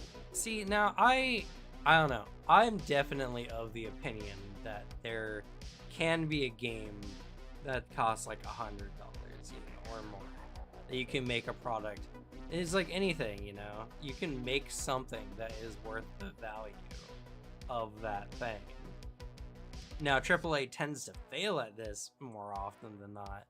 But if you're looking at it purely from the spectacle of it, like, do all video games need to be that? No, of course not. But if I was told, this game is worth $100, I might be excited to buy that game if it was actually worth $100. You know what I mean? And it's just like, I've also played MMOs where you pay monthly. So I've paid more than $100 for a game I played. Granted, for like 1,000 hours, but still.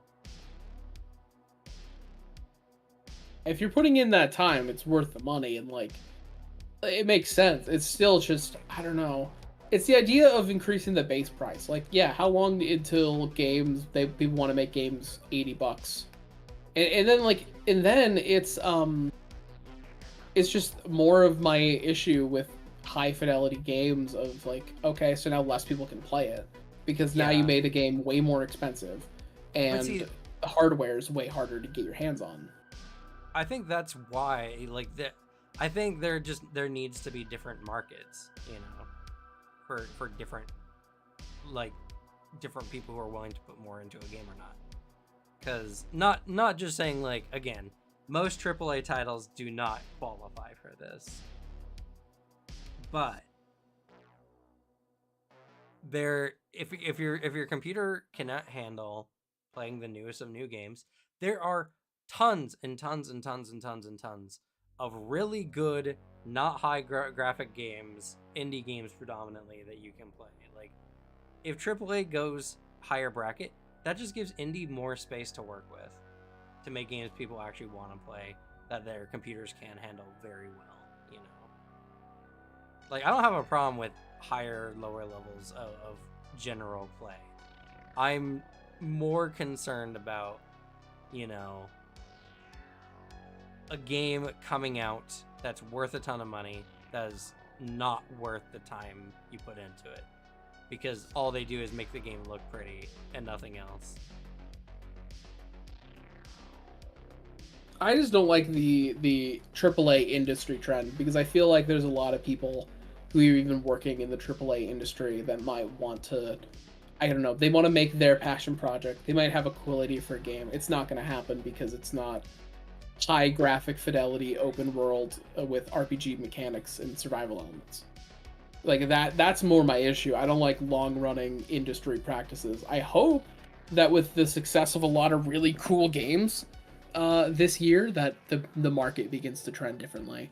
I honestly do hope that Baldur's Gate 3 sends a fucking wave through it, because I know some executives for certain studios are panicking with how well Baldur's Gate 3 did. Yeah. Well, Especially because like saying, I just don't want more shitty games. It's not I don't want more shitty games. It's I don't like the fact that because of all of this is compounding, it's games get more expensive on every aspect of production so studios think that's what you need to do. And then if we want to wait for like actual interesting AAA stuff, we have to wait for 5 years because they're 4 years deep into their real life simulator or whatever. It's just it's increasing dev time, which is bad for I think both the consumer and the creators. I disagree. I think not putting crunch on devs is more important than. Yeah, they can not put crunch on devs, but also they don't need to they don't need to crunch devs with making like these super high intensive games that increase time to make your shit. I'm totally for not making games that are more pretty than they are playable, like for sure. And to be fair, I'm also just not a graphics whore. Me neither. So I don't really care if the game looks super duper like realistic or not. It's more of just like the argument is more of like I wish they had put more into the game than they would the way it looks, or the game could come out sooner if they just didn't put all this unnecessary effort. Like those I think are valid arguments, but like oh no, like I said, there's just there should be like in all markets different qualities of stuff that you can purchase, because like if something is nice and takes a lot of time to produce, it should cost more, whether you think so or not, I don't think is relevant to the conversation at all. No, I am the arbiter of game. I tell EA what to do. I'm in agreement that a lot of these good graphic stuff are pointless. There's it doesn't need to be there. It's not what's needed for a good game more often than not. It's putting your budget to something that doesn't make your game better. Hey, William Robinson, thank you for the sub. I could have swore you were subbed already, though. Maybe I'm remembering a different William Robinson, but I appreciate it. Also, I completely forgot that that last game trailer, like partway through, was for Fortnite. I was like, is this fucking like a Lego Dark Souls? What's happening? Wait. That was not a Lego game? No, that was Fortnite. No! Yeah, I was like, what is this Lego Dark Souls? Beat it again! Fortnite gets it again! Oh, it's the music portion.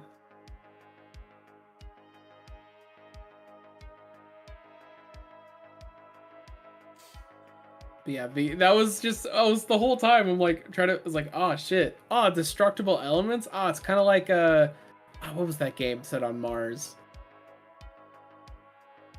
I don't remember. You know what? I want that. Can games have destructible environments again?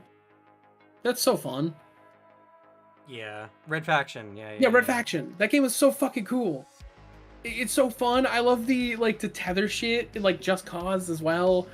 I want games where I could destroy things. Just destroy everything. It's so fun. Just Cause 4 made me very sad. Just Cause 2 and 3 are so good. Well, Just Cause 3 is alright. It's fun. The story is stupid.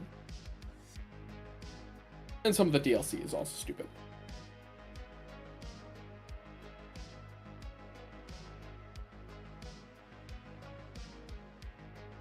Forbidden marshmallows. The chat I'm watching, everyone just keeps saying forbidden marshmallows. They do look like that. I thought the same thing, I just didn't say anything.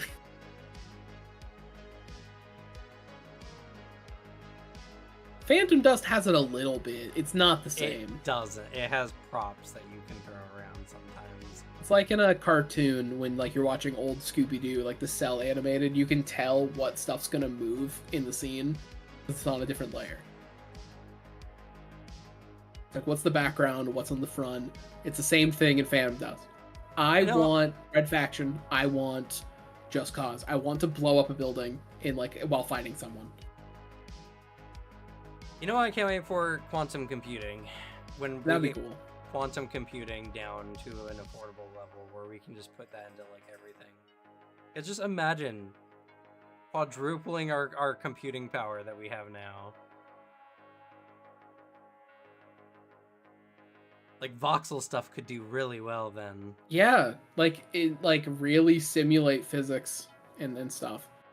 That'd be sick. Yeah, you can destroy the bridge in some parts that are meant to break. There's like key little hitboxes for it, but it's not like Red Faction is very different. Where like here's the enemy base, the entire base is destructible. Like that is so much more fun. Yeah, that does not count as destructible environments. That counts as stage props. Yeah, it's like in you can break the walls in Tekken. It's in like Just Cause. If you're destroying an enemy base, it's very different than like, oh, I made a hole in the road. I will say though, we need new Phantom Dust. We do. We need a Phantom Dust remake or sequel. I saw the most heartbreaking thread on Facebook not too long ago of like one of the few people in the Phantom Dust group who are on like regularly talking about like just being sad that it's dying, that less and less people are playing, and there's only like 4 or 5 people who play regularly, and soon the game is just gonna fade away to nothing, and they just don't want that. Just yeah, tragic. I get that. Though, I mean, to be fair, Devin, if Phantom Dust had entirely destructible environments like I'm asking for, it'd be a worse game. I'm picturing that one that's just like a nice suburb map, but if everything became level, the fun of it is the elevation of the maps. Having everything be destroyable is a pretty shit, like, time. Having parts of it be destructible, that is fun, because that leads to, like, having to, like, work around the environment and like shit adapts, but having it be completely adaptable. Actually, you know what? Also Battlefield like 3 and 4 had this, where there's maps where just sometimes the entire battlefield can change because you blew up the building in the middle, and like it's really cool. Even though in Battlefield 4, if you blow up the building in the middle of the Hong Kong map, the map becomes significantly worse to play on, but you know, it's cool. I like that. Because you can like artillery strike some houses that like the other team is like hiding in as cover. It's cool. I missed that.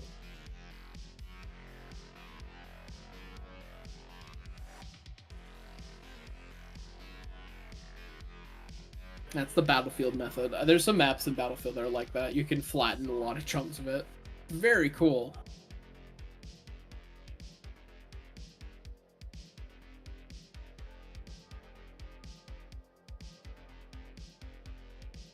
Oh, it is Hellblade. Yeah. Game deserves a sequel. I thought it was. It was very cool.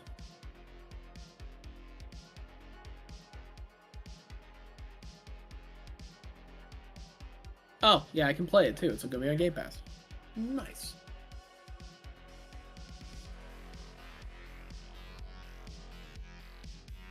When are we going to see the I thought it looked familiar. Yeah, I was like, I think that's Hellblade.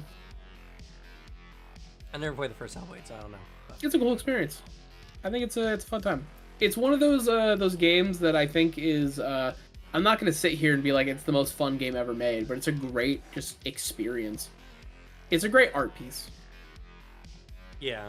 I also think it's a really cool game in the idea of really in like hitting the mark of what it's like to have some schizophrenic symptoms. In the fact that they actually worked really heavily with psychologists and people with schizophrenia in making the game to make it as like honest as possible. And like the audio design because of it is fucking fantastic. They went hard just making the audio. Oh hey, is this? That's narrative. Yeah.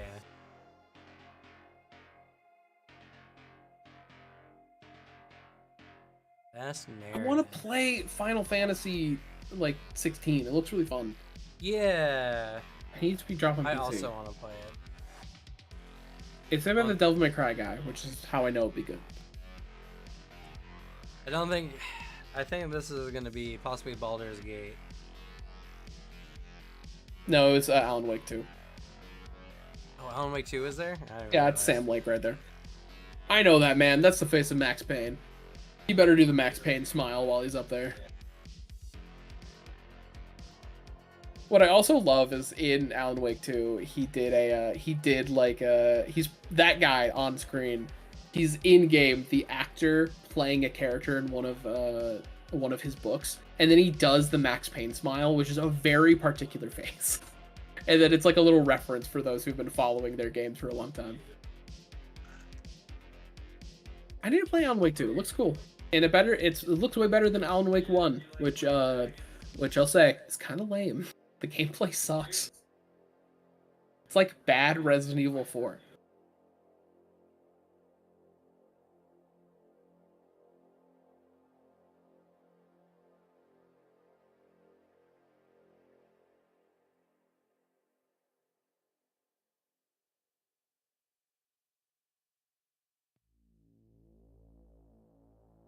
Ooh, I need to get a third monitor.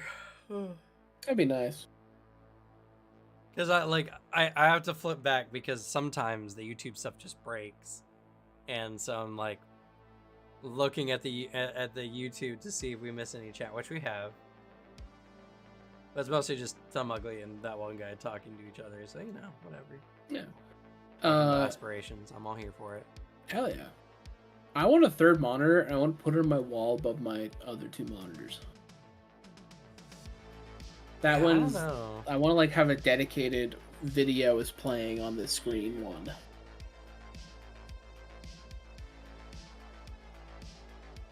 Unfortunately, I have an L desk, so it makes it a little bit harder, but I'd probably just put one on each segment.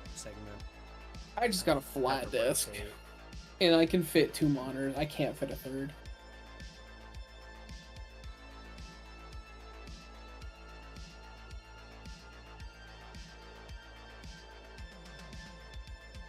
If I do get a third monitor, I'm gonna have to start bolting these to the table because cats are gonna knock them down otherwise. Oh god. I can manage these two. If something happens, I'm here. But like a third one, I'm too stretched. Something's gonna happen. See, my cat just tries to climb the back of my second monitor, which is just a TV. She just tries to climb from the back of it.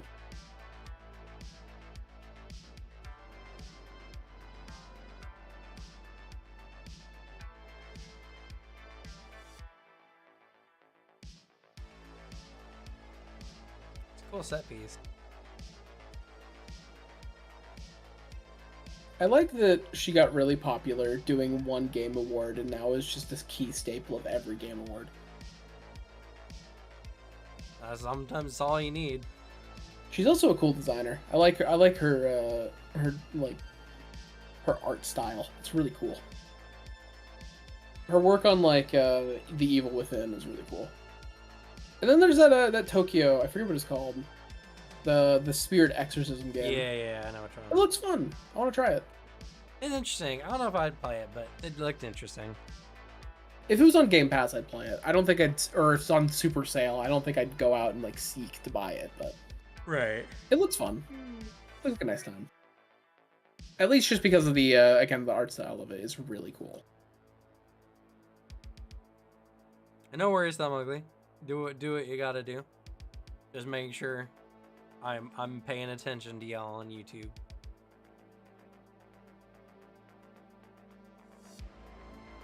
It's a trailer for a game she's working on.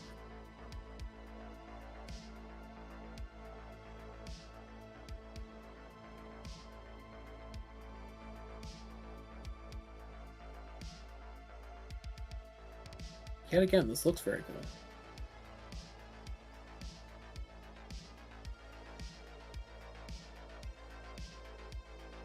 I really hope this isn't some PvP game. I hope it's a... Oh.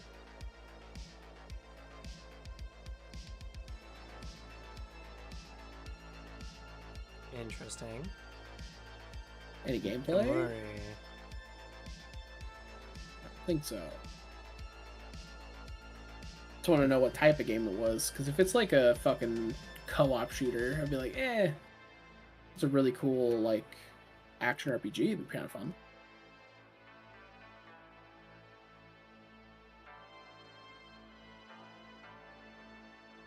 All right, more trailers.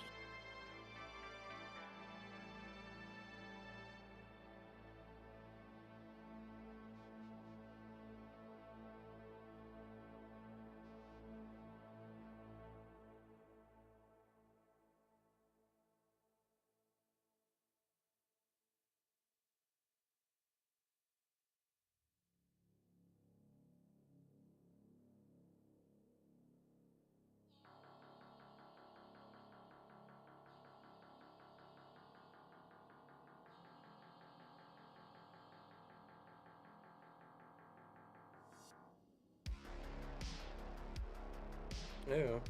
I like the art direction of this game. Yeah, it looks cool. See, and that's like a more realistic face that looks better than that one game. Yeah, exactly. It just... Oh, Jesus Christ. Oh. That I got really scared of that logo. I thought it was going to be a Ubisoft logo. I got really scared. Ooh. Kratos of Ori and the Blind Forest. Oh, I need to play that game. Looks cool. I've heard great things about it. Huh. This looks neat. It's almost too stylized. There's a lot going on screen in all these gameplay parts. Yeah, I think they gotta add like a outline to your character. I kind of agree. In like the cutscenes, it looks great. No, like the game looks great, but yeah. Like it's very visually cluttered. It's like my eyes are gonna glaze over as I'm in the action. Yeah. But that's another problem. Like that, honestly, you can solve that by just making a visible outline on your character. No rest for the wicked. It's good. That tells us nothing what this game is about. I mean, it's about like a king, I think. I thought it was gonna be about pirates at the beginning.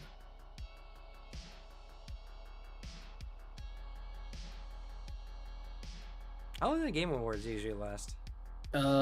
Usually like 2 hours. It's gonna go past TableTalk, like when we usually end.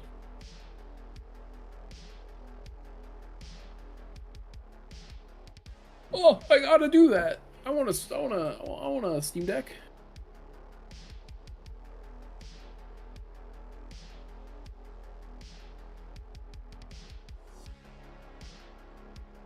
Ooh.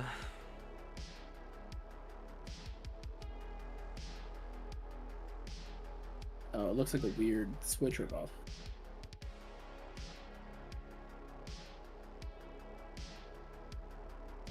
You know, I can't wait for mod tools to come out for Starfield so I can have fun with it. Yeah. I got really bored of Starfield. I think it's cool, but I just think like, man, it has some really key issues that I need fixed. Or just like I want to add more stuff so I can turn it into like a fun, goofy sci-fi romp with like a bunch of fun custom planets and all these like cool tools. Yeah, I don't know. It was a game that carried none of its own momentum. I could play it from day to day, and it was like fine. But once I stopped playing it for a couple days, it was it. Yeah, I agree. I also like one of the nicer things I can say about it is I think it is probably one of the best main storylines that Bethesda has ever made since Morrowind. I think the main quest was actually really cool, and I think the way that they handle New Game Plus is also really cool. From the shit I've heard about it. Yeah, I definitely think that everyone just were overly critical about it because all the complaints people were making were about stuff that the game was never like trying to do in the first place. It was just like, why can't I walk the whole planet over to that mountain or whatever? It's like, okay, but why would you? Yeah, it's a lot of that. It's the same like the fucking tweets that really annoyed me, talking about the Spider-Man 2, and then being like, you know, it's really sad. I can't like go down to the subway, grab a slice of pizza, and walk around. It's New York. It's like, why do you want to do that? Just fucking swing. You're playing a Spider-Man game. Right. You don't want a life sim. Stop asking for all these games to be life sims. Well, and it's just like it had plenty of explorable environments. There are tons of locations.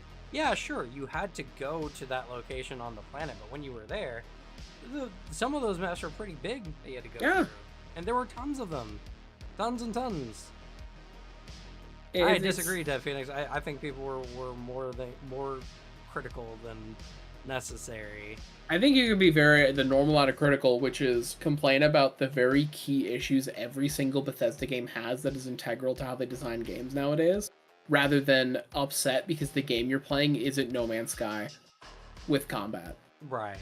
Like, that is what people thought, like, kept saying the game was going to be, when there was no element that Bethesda on Bethesda's end saying it was going to be like that. They were very honest with what Starfield was, and then people were like adding extra shit to it. Will it be that in 5 years? Probably, because modders are going to add all the extra shit that they didn't.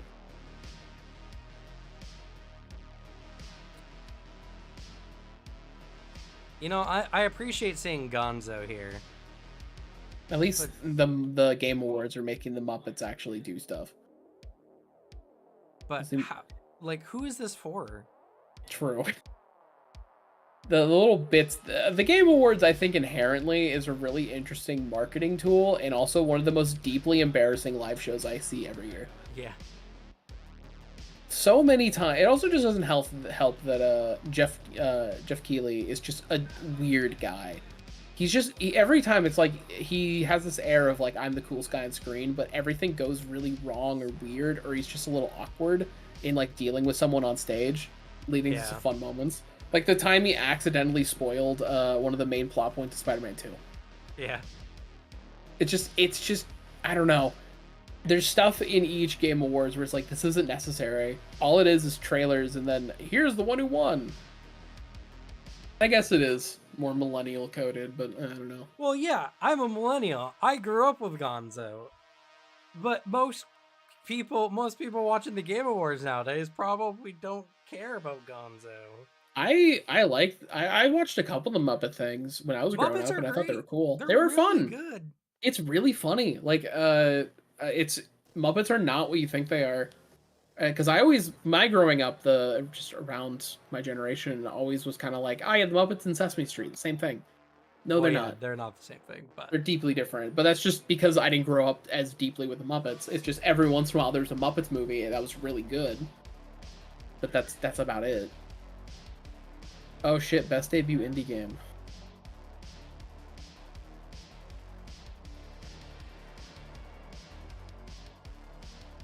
Pizza Tower, come on! Pizza Tower is so good.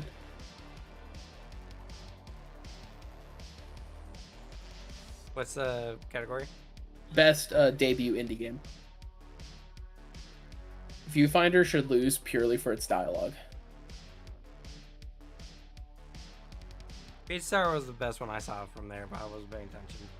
Pizza Tower is so fun. It is one of my favorite games of 2023.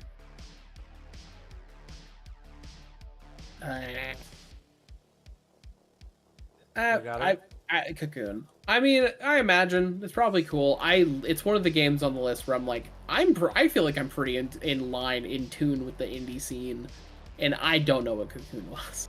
I've never heard this game. And it definitely wasn't Dredge. I mean, it's overwhelmingly positive. Oh, it's by the people who made Limbo and Inside. Yeah, it's another, like, cool indie puzzle game, I guess. It's no Pizza Tower. Pizza Tower with some of the best music and gameplay.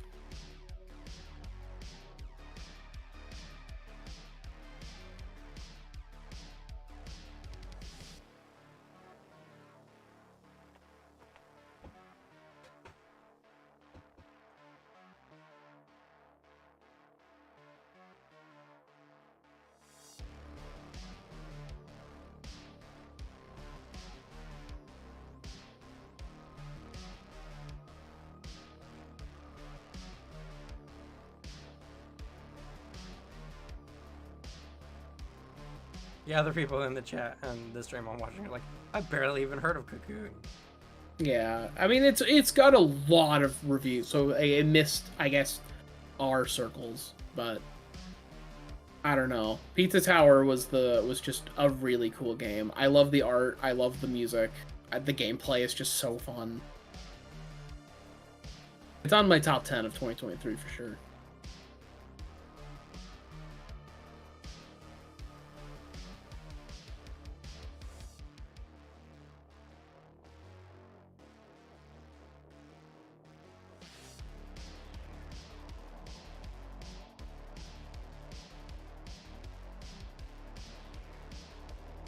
I do love the chat in the Game Awards that's always yelling games that it's very clearly not advertising about.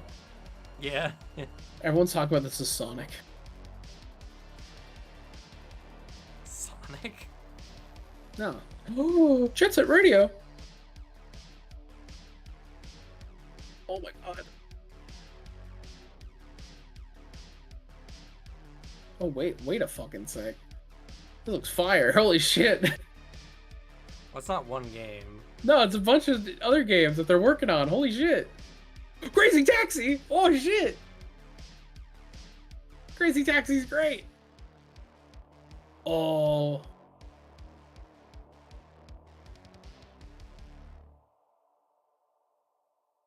So cool. That's dope. Oh my god. Okay, I'm super on board. Golden Axe was in there, and that was cool. Yeah, it's a third-person action Golden Axe game. Oh my god, that sounds fun. I'm there for Jet Set Radio and Crazy Taxi. I'm there. I'd say nostalgia baiting, but you know what? Hooked. Baited. Also, Shinobi. That game looked really cool, actually. That was a great style. I'm in. Oh, Dragon Ball. Dragon Ball. If this is Kakarot, I'm gonna be upset.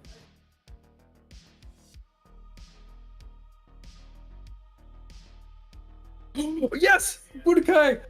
Oh, is it a new Budokai? Yes! Ooh. Budokai Tenkaichi. You know, I don't know how the Dragon Ball games have just mastered the perfect 2D, 3D. I know! And no one talks about it. It's also just Arc System. The Arc System works so good about it. Their specific 2D, 3D art style is fantastic, and Fighters really solidified it. Also, if this is essentially just Xenoverse 2 but good, I'm there. Because, I mean, I've played Budokai Tenkaichi 3. It's really fun.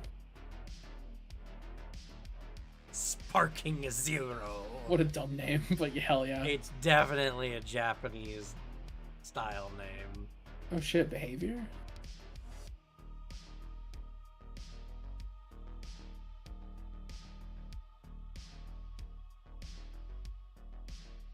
Immersive games.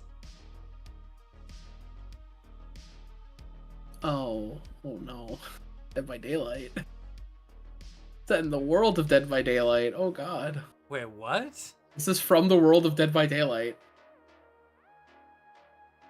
Yeah, it's Behavior, that is Dead by Daylight.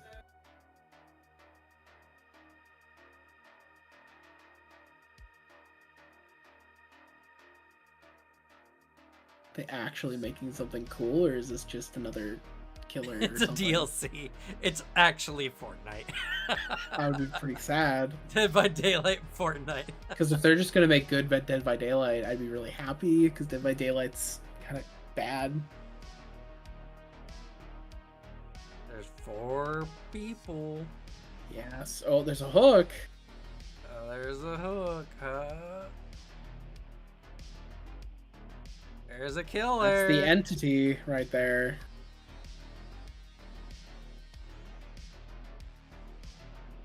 Okay. Wait, what? What is this?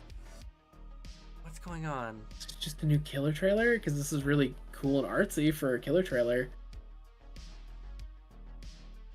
Frank Stone. Casting of Frank Stone. A cinematic horror experience. Oh, okay. They're interesting. Interesting. Will you tell us more about Jed?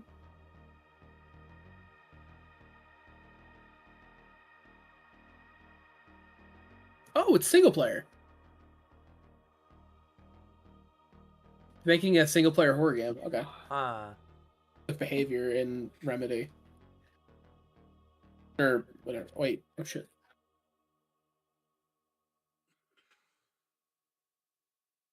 I want to say this is Pal World, but I don't think it is. No. Be cool. I want Pal World. Oh shit. Fuck. I know this person. Is this a remake of the JRPG?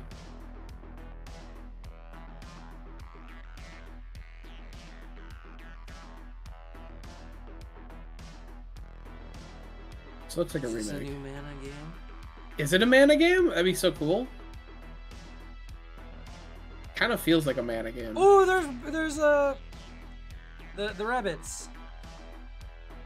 Ah, God, what are they called? Yeah, okay, this is a new Mana game. Nice. I like Secret of Mana, and then the sequel to Secret of Mana that only recently got like an official translation. That game's sick. Yep, there you are. Nice. They're fun games. They did a 3D remake of a bunch of them too, which is really cool.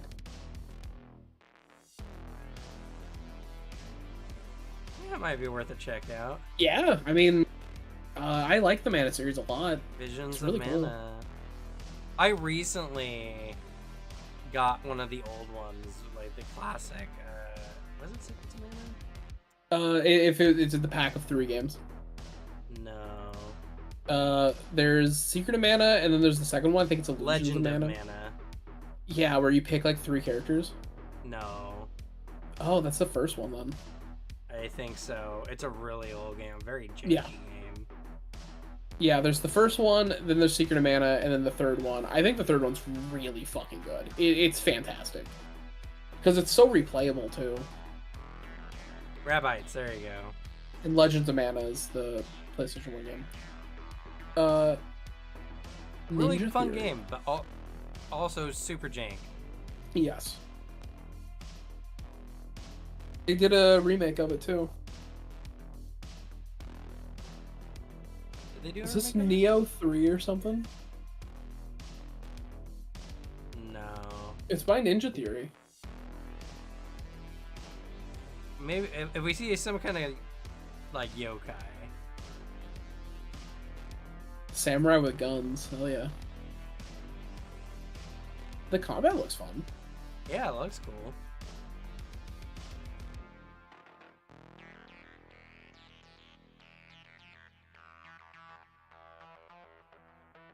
Yeah, it's definitely not a Neo game. Oh, someone's saying, yeah, someone was saying, is this Ghost of Tsushima? Yeah. No, that's Sucker Punch made that game.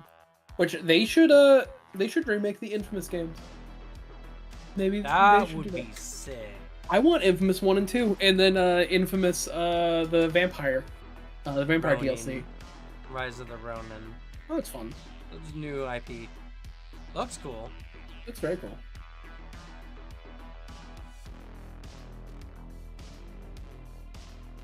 These kind of games are always so interesting because this is at the same time that Steam Power was coming out. So you always get like this all like, oh yeah, it's like medieval times, right? And then the Steam Power engine comes through and you're just like, what?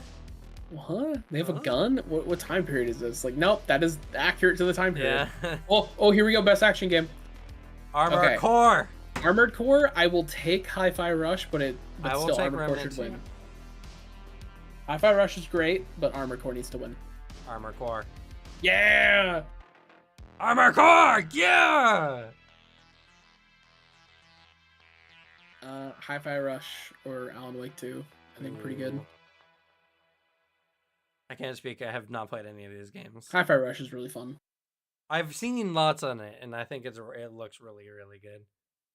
It was a thing. They were like, the game is out right now, and it's like, oh hell yeah! Yeah, I remember that. It's really good, and the music is so sick.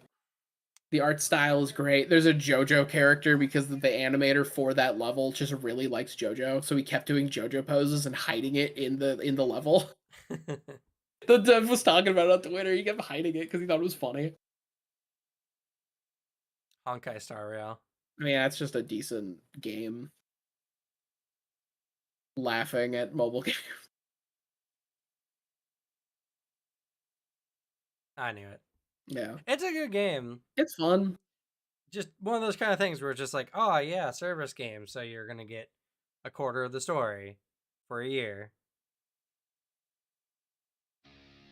All right, Old Gods of Asgard are gonna perform, and then more big giant game announcements right after.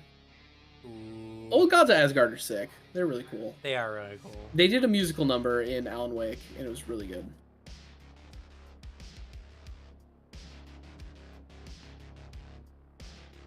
All right, I'll be right back. I'm gonna go to the bathroom before the good shit starts happening. Sure. Yeah, I am as well.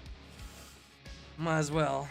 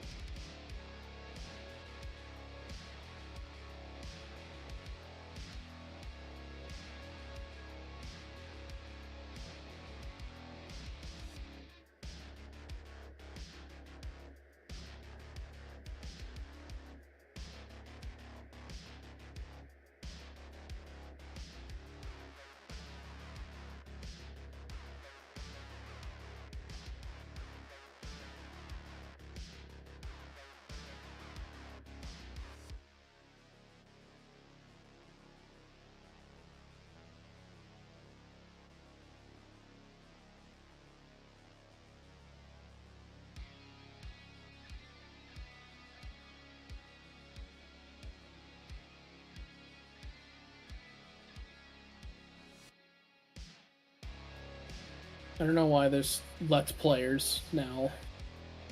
I've returned, but when did I return to?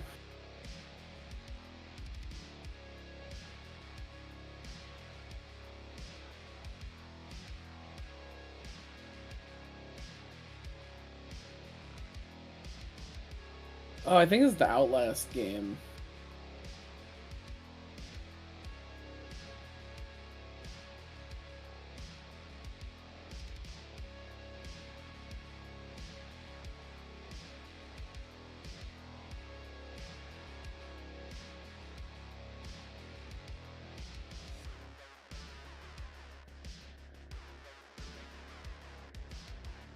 Oh yeah, the Outlast trials.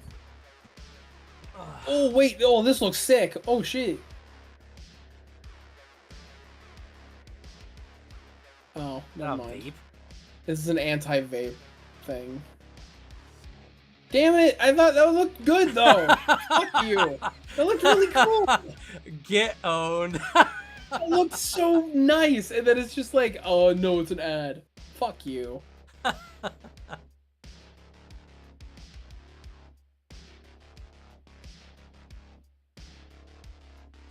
Just got one of the most ridiculous comments.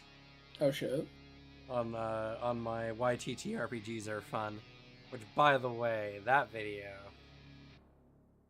man, everyone has an opinion. It's like all tabletop. I hate Alex, a Hideo Kojima game. Yeah.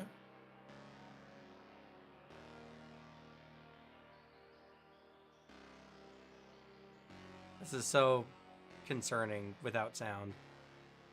It doesn't get much better if you turn the sound on. It's just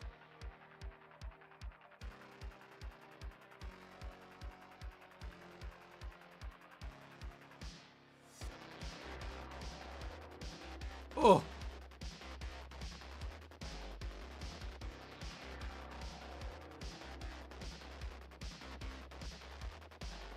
Talking about a jabbering crab and a mad whale.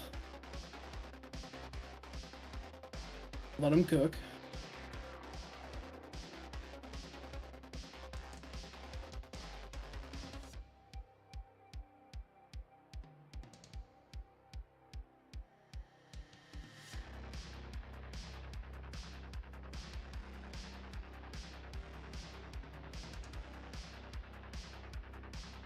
Hell yeah, Kojima.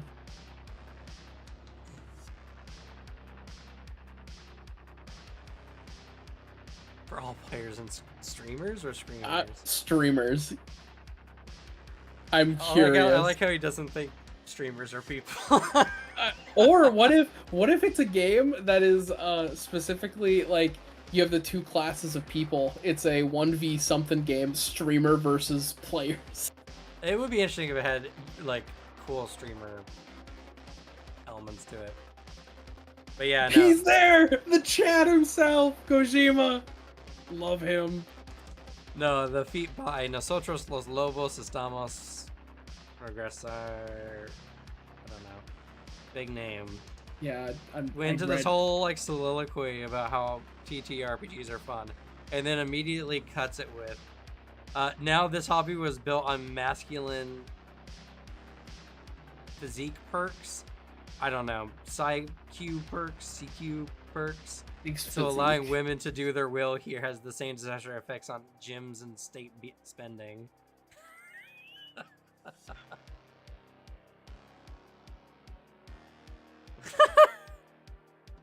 Just terrible.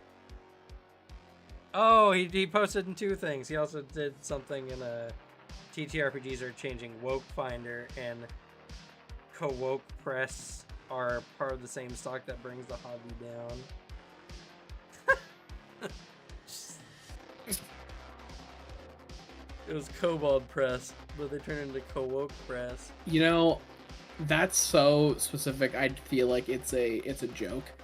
Like when someone stretches to put woke into something. Yeah. Like there's a Twitter account that's been making some things called wokey D pronouns for Monkey D Luffy.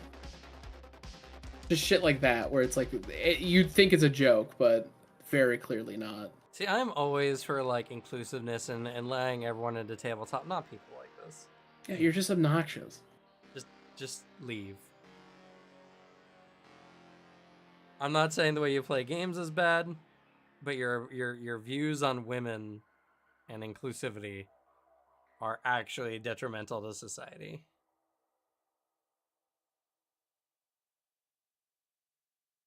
Kojima does want to be a movie director. He deeply does. However, I want him to keep making video games because I like video games that pretend they're movies.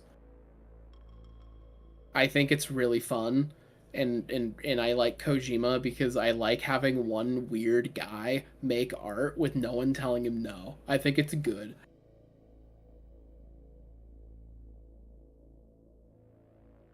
Who's at the door? Who is it? Someone with big shoes. Jordan Peele! Oh shit! Is he working with Jordan Peele? I'm more sold. I mean, he's wearing the OD shirt, so... I am so fucking into this. Two creatives that I absolutely adore? Oh my god. That's my boy up there.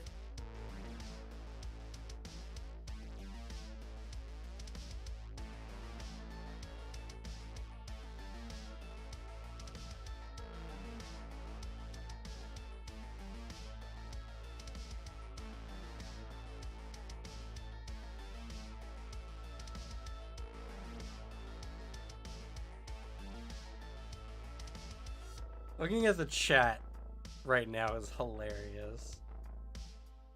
Yeah, it's weird.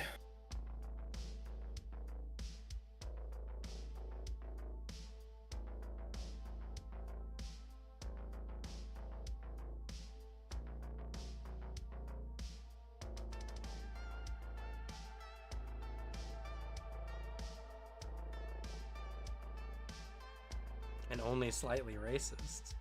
Yeah. Every time the game in this live stream showed a black person, there was just screaming lines of woke. Oh.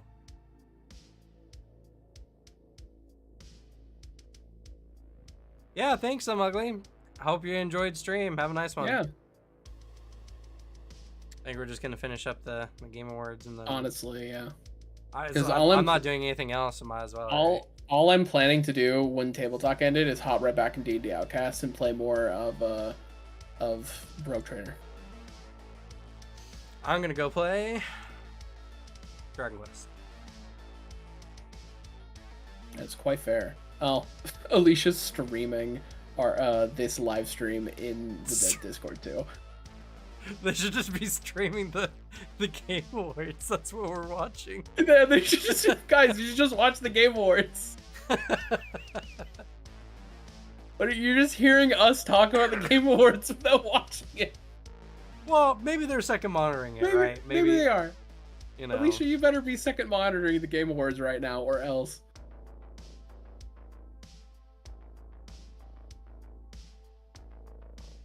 A faint "I'm sorry" heard in the distance. I don't know if they're on Twitch or YouTube. I think probably YouTube.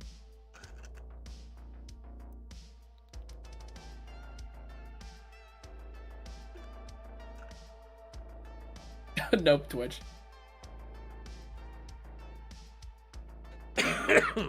They are not second monitoring it. No, I'm lazy. I just got a message watching it though. There's just a lot of me staring off to the side in the stream. It's just us talking.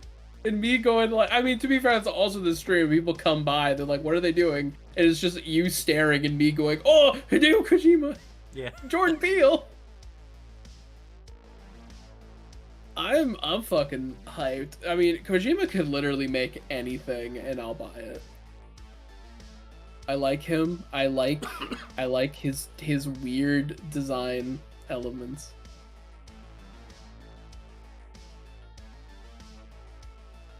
I appreciate your support. Exactly. But it is a little silly. We've had much better streams that you could have been supporting. The We're part just here that for makes the homies right now. We're just here for whoever's sticking around. The core circle. Also, the bit that's really cool about this, as being a longtime fan of Jordan Peele, like since the early Key and Peele's days, Jordan Peele is a long-time like full-on gamer. So if he is on stage being very like genuine, being like, "Hey, this is insane and insanely cool," and also that sleeper pick he said of, "I've been a fan of Kojima since Metal Gear Solid 2." It's like, what a one to pick. But I believe he's there making something cool. Also, Jurassic Park game, cool. I've never seen Jurassic Park. Have you never seen Jurassic Park? I don't care about dinosaurs. Oh my god, Alex. The only cool dinosaur property is Fossil Fighters.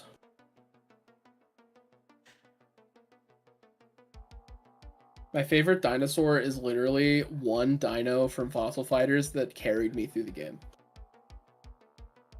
It's an Egyptian one. I forget exactly what it was called.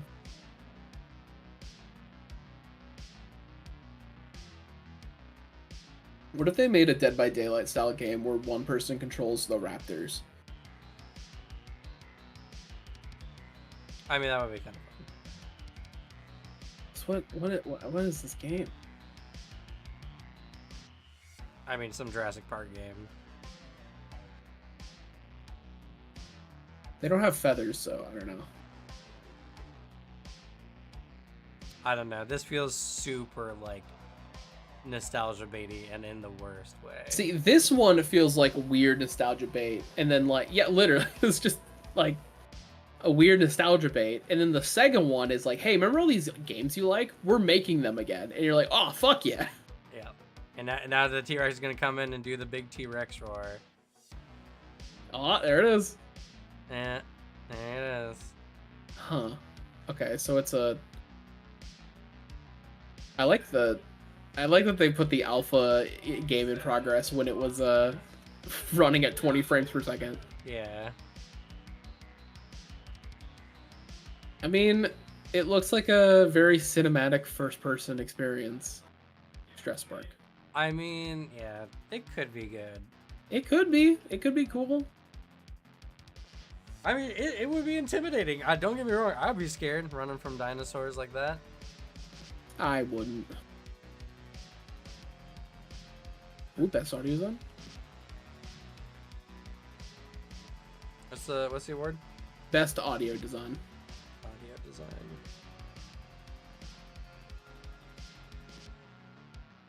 Oh, I'm such a bad person when it comes to audio. I like audio. Let's see if I agree. I know when I voted on it, I had a very strong opinion.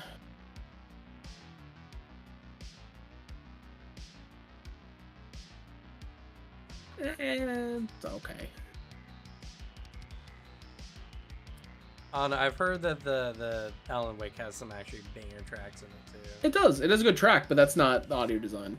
That's just soundtrack. Like specifically for audio design, I mean, I'd put Hi-Fi Rush in a bit more. Granted, it's also a music thing, but the fact that everything in the environment is synced up to music. Yeah, I would say Hi-Fi Rush would probably be my like pick. Yep, it just won.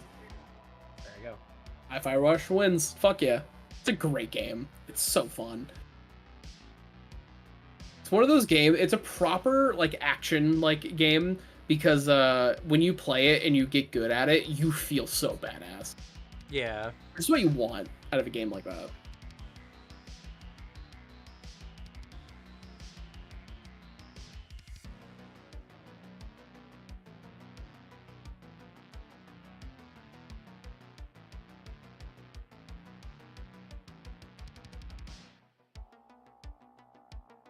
Every time I'm like, man, the Game Awards are kind of cringe, because they are. Also, just seeing the devs come up and like genuinely be like really thankful for the award is kind of nice.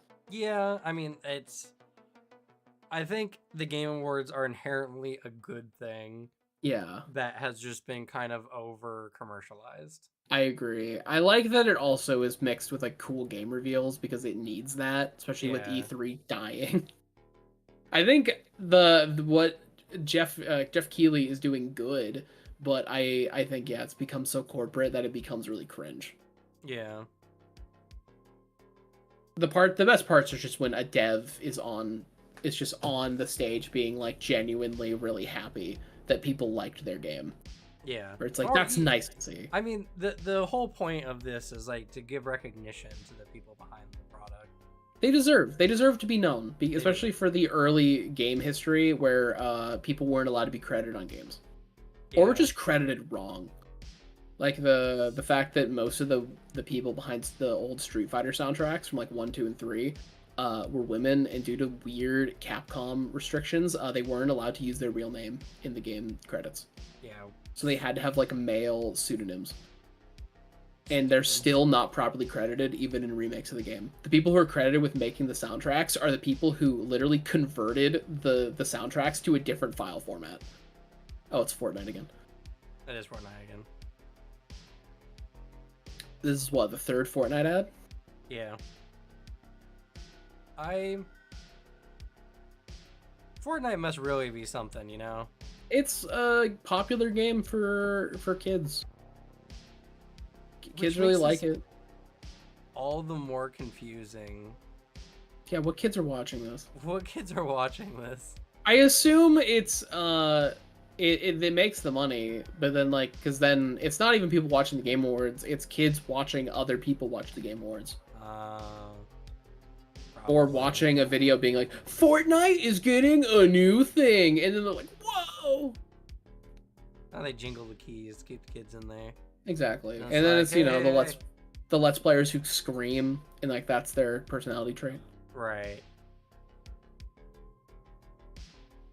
Rocket racing. Ooh. Oh, so okay. Fair enough, I guess. I guess it's a new game. Fortnite, so it's just another game mode. Wait a sec.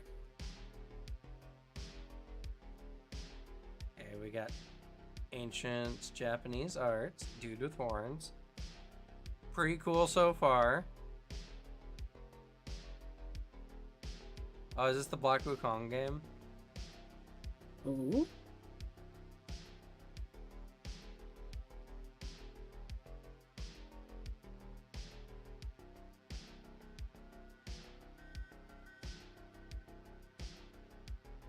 No, I don't think Game Sense is doing the Black Wukong game.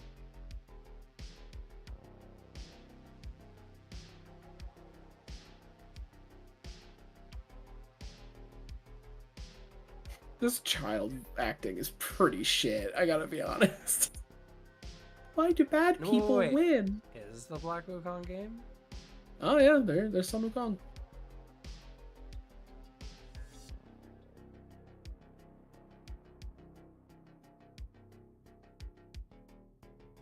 Hell yeah. Yeah, it's Black Wukong. Cool.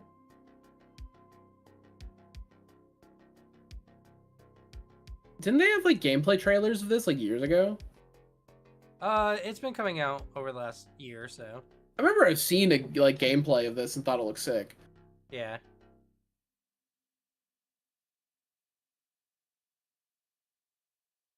There's another, Souls like action game. Also, Journey to the West is awesome, so. It is. One of the classics. It's so long living for a good reason. Also, Chinese like mythology and folklore is very, very, very cool. It is very cool.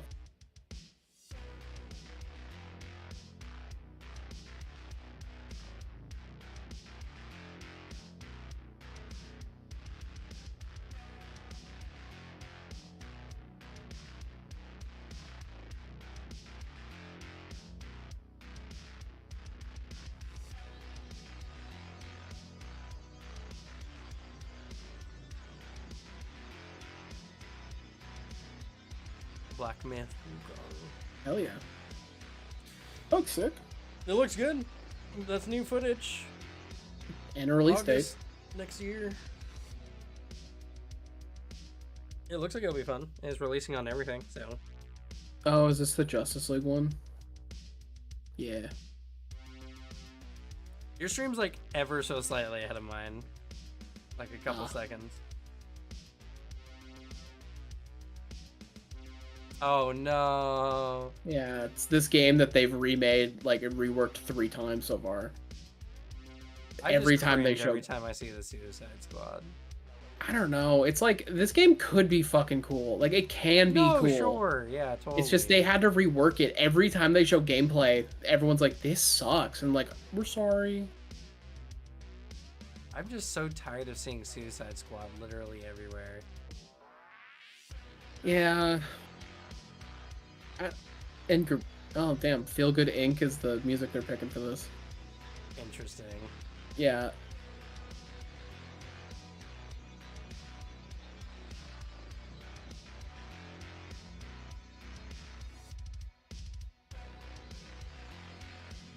Yeah, there's just a stretch of time where they're really selling it when it's like in reality there's one good Suicide Squad property and that's the sequel, the James Gunn movie. Cuz it's really good.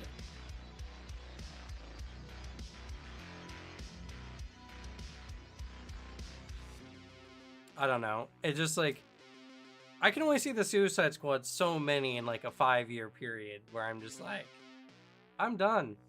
It's like zombie games. They just keep making more. At least there hasn't been any Suicide Squad like movies as of late. It's just this game. Thankfully.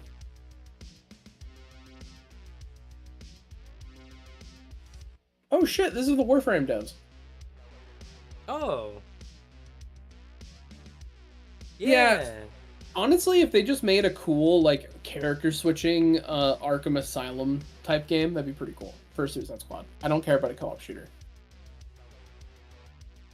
Like, I think the Suicide Squad is a great idea. I'm just tired of seeing it. Like zombie games. It's a great idea. They just made 1 million of them.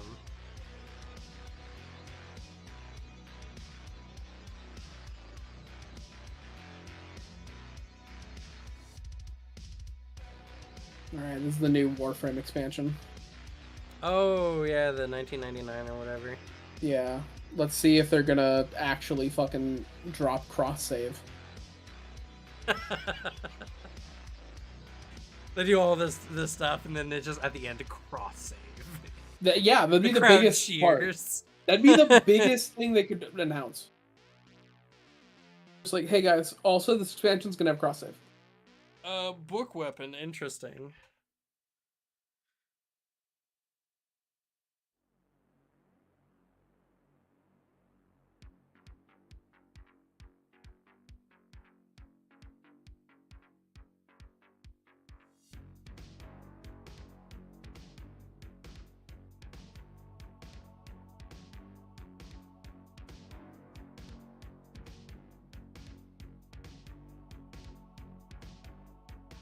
This looks cool.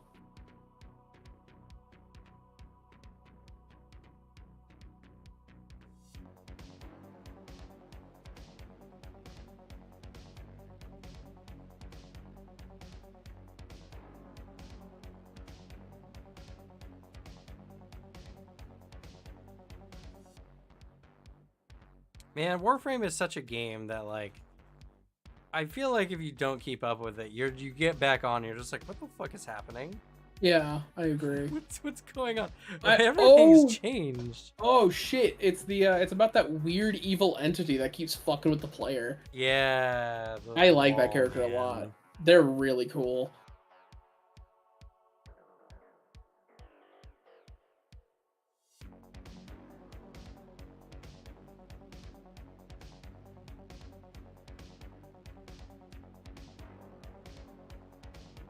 Mario World. Like, of the place, not the game.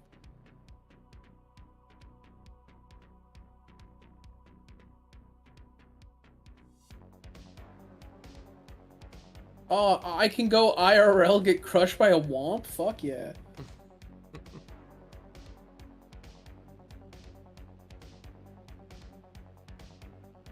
Okay, that ride does look kind of fun though.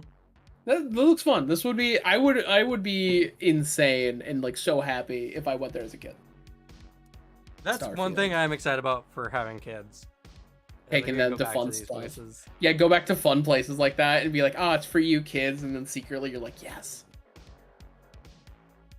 Oh, hell yeah, kids. Yeah, you know, Disneyland. But let's go on the Buzz Lightyear ride, and then you're racking up the best high score possible because you're an adult. And they're just like, you did so well, kids. You beat me.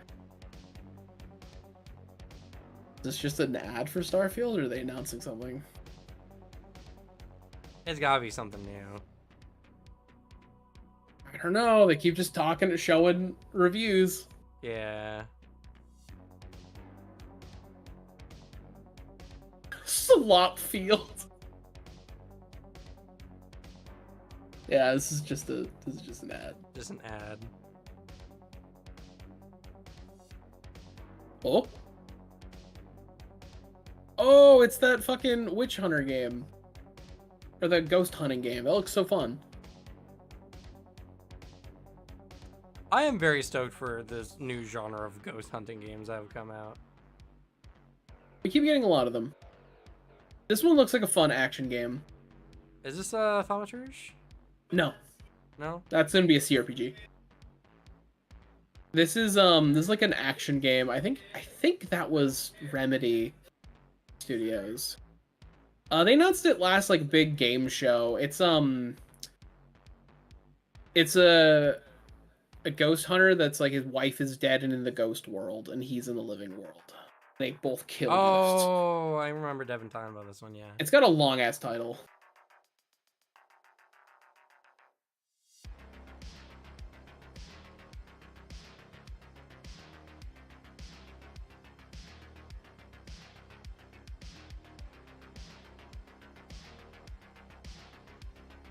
It's very like God of War style action game. Banishers, ghosts of the need,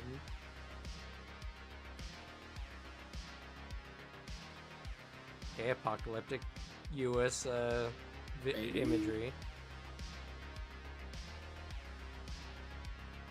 What is this?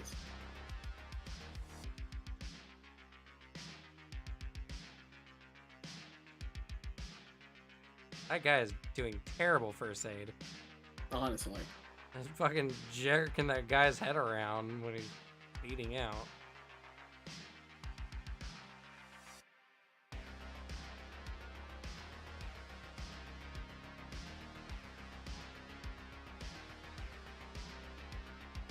Oh, okay. Ready or not.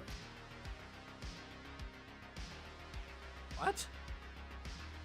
Oh, it's coming out. Like fully soon. In like, what, 7 days? Yeah. 6 days. Damn. It's gonna finally have a story mode, I guess.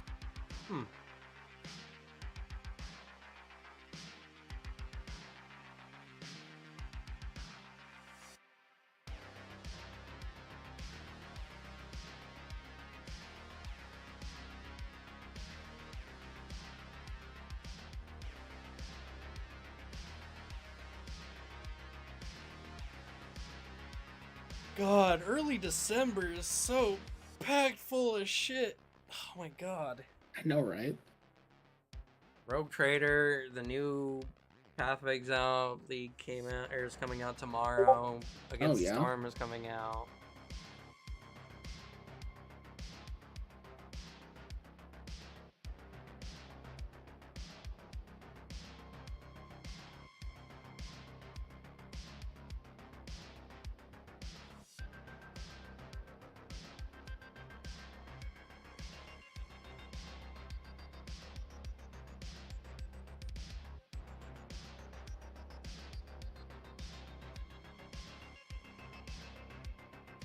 Like games for Impact.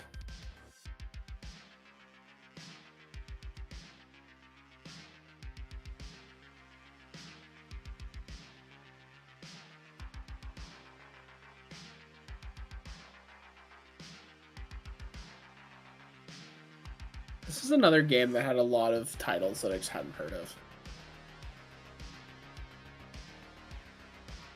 Yeah. I bet they're cool. Terra Nil is apparently pretty fun.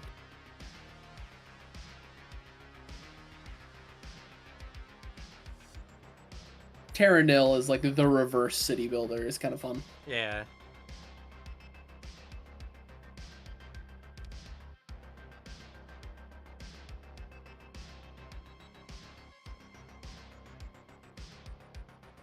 I have to look up what game just won.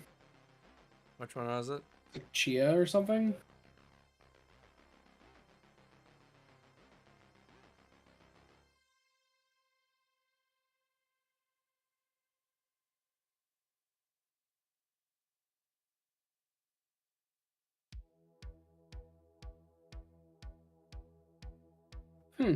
It's not even out.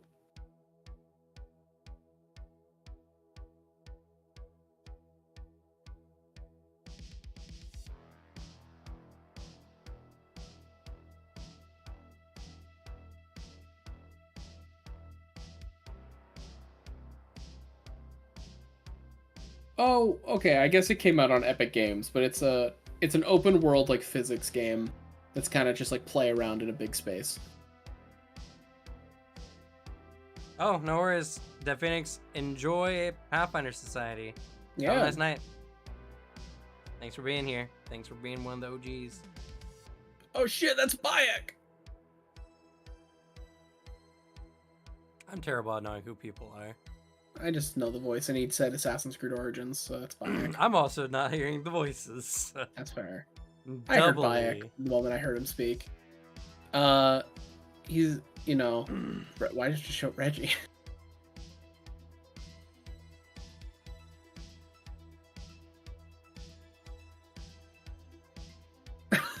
Bayek voice actor is a Gary's mod guy? Fuck yeah, based.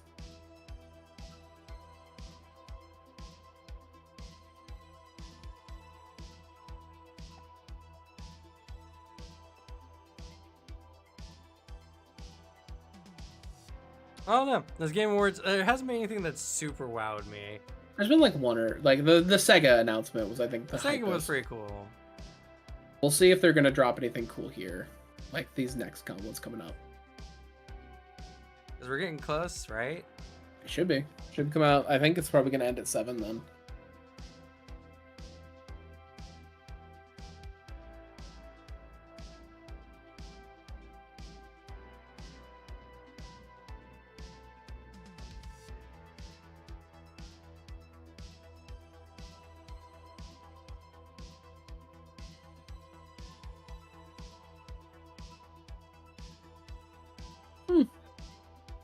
He's announcing a game that I think his dad worked on. His dad passed away recently. Oh.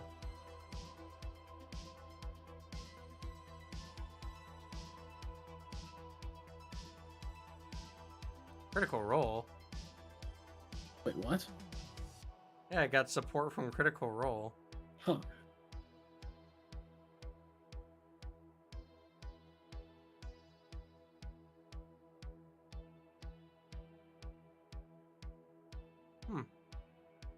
It's like a Prince of Persia style game. I do love me a good platformer.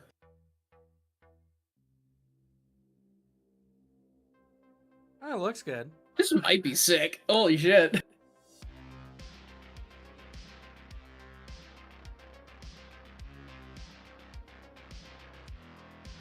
A platformer like kind of swap brawler. the masks to do different kinds of things.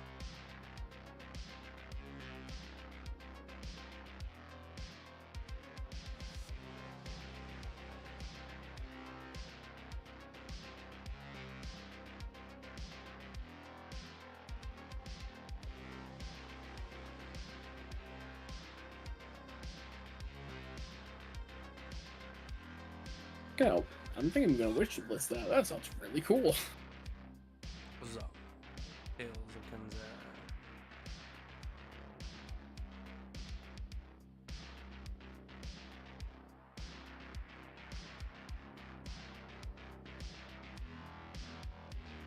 No, immediately not interested. Yeah, I was about to say this looks like Life is Strange. Isn't the Life is Strange? Is that made by the same people who did like that's not the Detroit Become Human people? I don't think. No, I don't think so. I hate that studio, and I hate the guy who makes those games. What do you do? Other than just being genuinely really fucking creepy and weird, like really creepy to Elliot Page when they were making a game back in the day. Ugh. And it's like, yes, you have to be nude for this scene for mocap. Also, mistreated his employees really badly and proceeded to cry on the stand in French courts because they told him he couldn't lie under oath. What a tool. Yeah, he sucks. He like deeply sucks, and then he's like, he's one of those pretentious art guys who talks about that his games are like saving the world. Oh. When it's like Detroit Become Human is the most basic like civil rights allegory story, and he's like, it's not about the civil rights movement. When it's very clearly using the same imagery from like the American civil rights movement.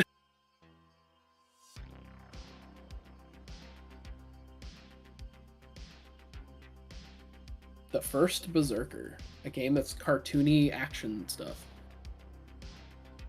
but like something about 3D.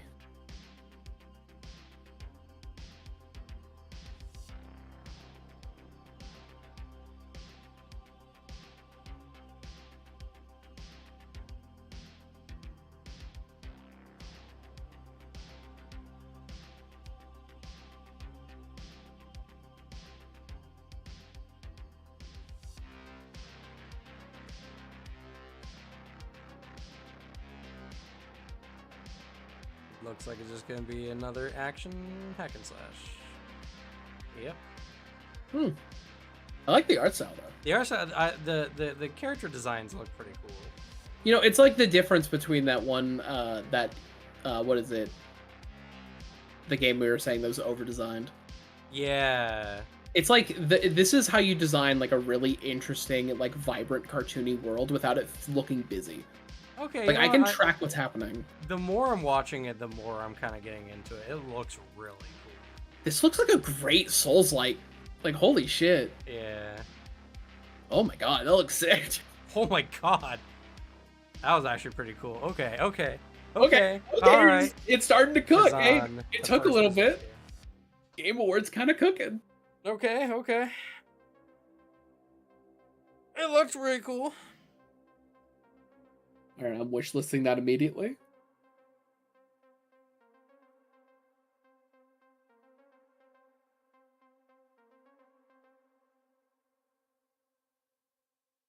Ooh, this is a world premiere in song form. Oh shit! That's bro. That's the guy who does the Final Fantasy music. Oh, Soken. Final Fantasy VII Rebirth. That's it. Oh. No, never mind. Aboya Numatsu.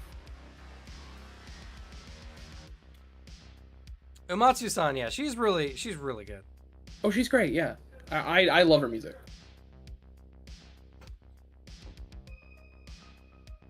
I need to do more on Final Fantasy VII Remake stuff. The Rebirth looks really cool.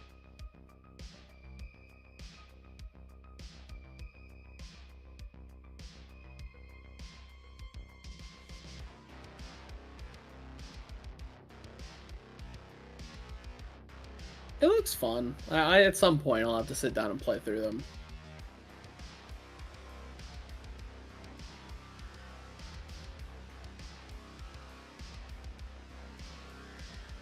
The games are also just gorgeous as well. True. Character designs always look really, really good. February 29th. I don't have enough time.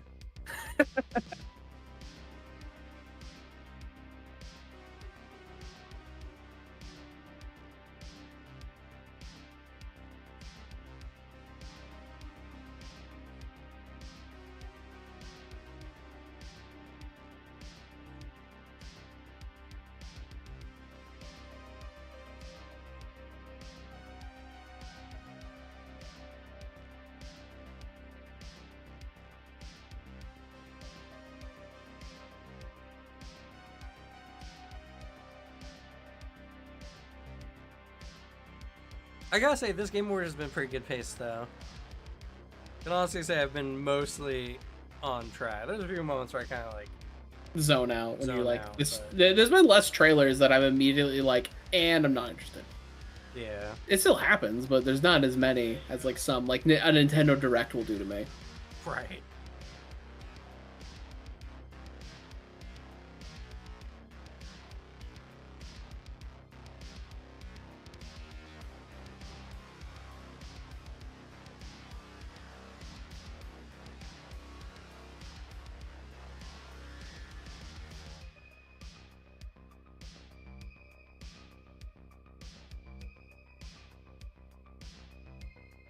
That's fun. I'm looking on Twitter right now. Everyone is just blowing up.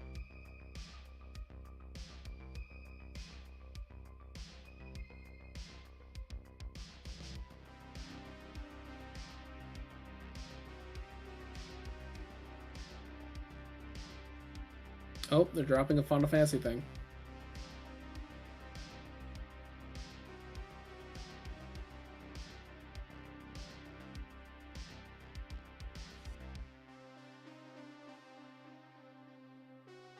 Final Fantasy thing.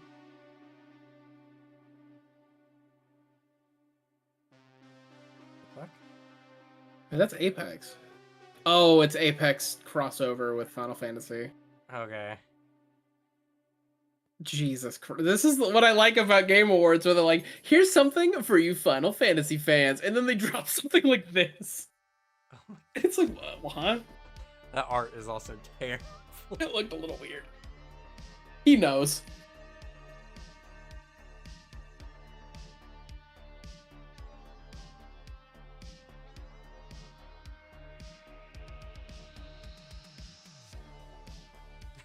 Everyone in the chat's like, random, but okay. Sure, I guess. My favorite thing about Jeff reading the like talking about these games he's very clearly being paid to promote is like, you can tell in his face he's like, also, what the fuck is that? Who Best cares? score and music. Ooh, Final Fantasy 16 I heard it had some really good tracks, but Alan Wake might... Oh, there it is! Yeah. Sea of Stars. Best independent game. Sea of Stars I've heard a lot, but it might be It's David very fun. Diary. Better not be. Yeah, that game's good. Okay. Baldur's Best Gate community 3. support. Baldur's Gate 3 or Cyberpunk. Both of those games, the devs are doing some great work. No Man's Sky is very... Baldur's Gate 3, okay. Oh, Street Fighter 6. It better be Street Fighter 6. It's probably gonna be Street Fighter 6. That's my guess. Yep. Fuck yeah.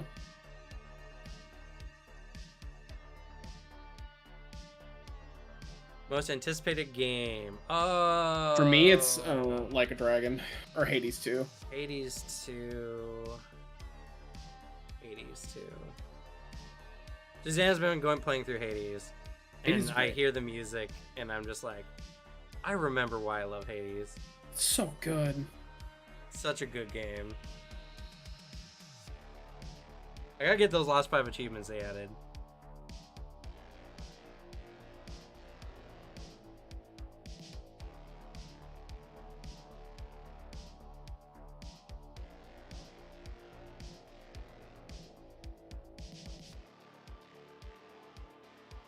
Oh, then that's Genshin Impact expansion.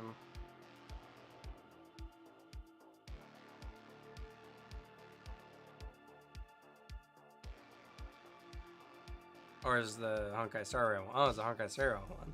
Seems like it. It is the Honkai child. Child. Disgusting. Get them out of here.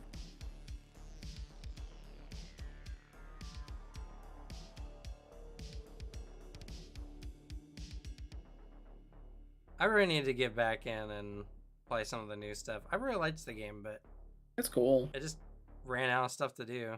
Yeah. I can't like play those games all the time that are just like daily check-in shit. I can't play them when that's the only thing you do. Yeah. Are they gonna drop the I thought the Bloodlines 2 gameplay was gonna be this stream. That's what I'm waiting for. I don't know. I think if it was going to be here, it would have been done already. I know, because it's not like that anticipated. Like, a lot of the harder hitters are coming in now.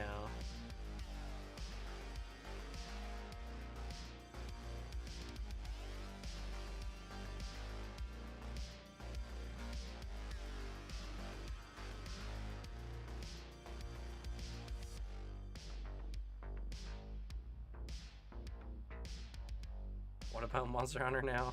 That's something about there's an event happening. Oh. Oh, I guess I dropped the gameplay trailer. Oh wait, no, that's from Gamescom. What the fuck? Yeah.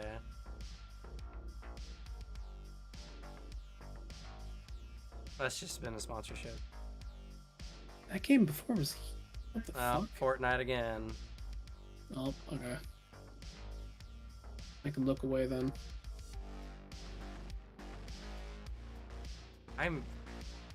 Fortnite dumped money into this. They're a giant game, so... They just were like, here, let me just pull my cock out and flop it down for the Game Awards. Sure, everyone who's boss. I'm gonna buy 6 advertisements. And then COD.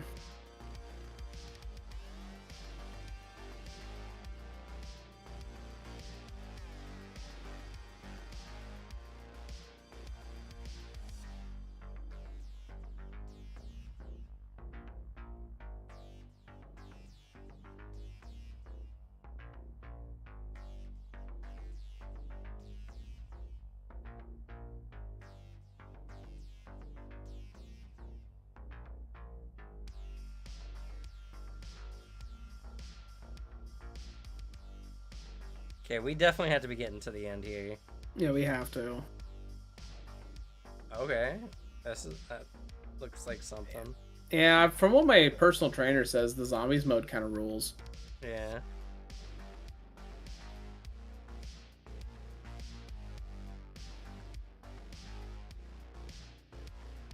Oh, this was the game that was going to be a really cool pirate sim, and then they ruined it.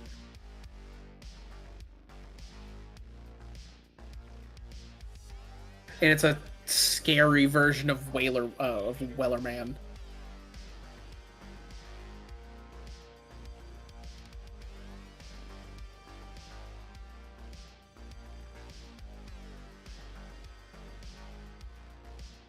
I remember the development story of this game is purely they were trying to make a game that is like the fun of Assassin's Creed 4's like ship combat, and then Ubisoft kept adding extra shit to ruin it.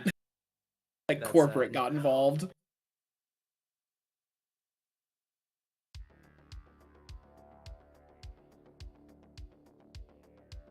Well, I'm gonna do it again, Alicia. Startle you again by saying your name. They just sent me a message saying that I jump scared them when I said their name. Oh. Boo, Alicia. Boo.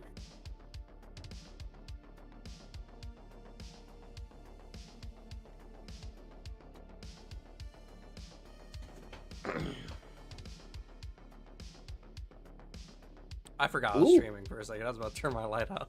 That's fair. Oh, it is another game. Oh shit, my Arcane? Oh god. This is a new Arcane game. Okay.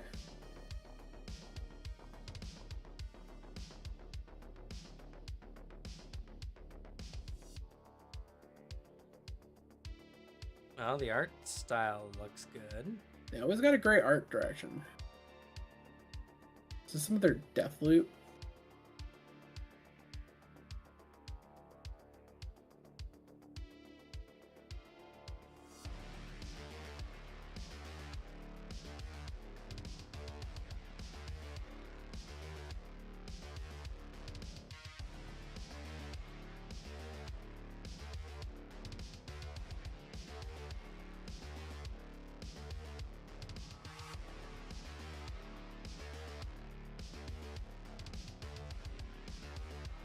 Oh shit! Is this Blade?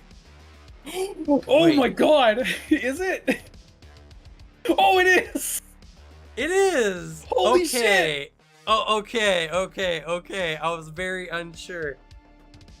I might be in for a Blade game. I'm fucking there. That sounds awesome. That sounds pretty cool. That sounds sick. I was like, what is this? What is this? And then I saw him smile and I saw the teeth. I was like, Blade? Is that Blade? Also, the fact that Marvel Studios, like film studios, dropped the ball so hard on making a Blade movie, they're going to get a Blade game? Fuck yeah. I'm so there. Okay, yeah, someone in the chat was like, I'm intrigued. I'll see. If it is... Blade's always really fucking cool. Yeah, if it is Blade, but literally with just like a more action-focused style combat of like Dishonored or Deathloop, I'm so fucking there. I think if they nail the art style, it's gonna be really good. I agree. They always hit the art direction. I really like their designs. This sounds awesome. Yeah, they definitely keep catching me in the second half where it's just like, okay, you know what? Cool, alright, you got me. I'm interested.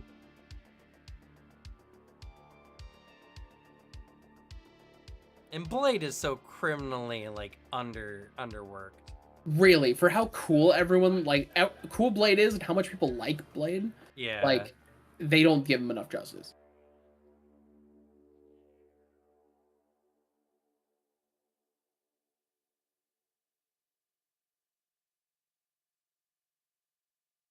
Also, the fact that it's like this is really people trying to push or Arcane is like they approached Marvel with this idea.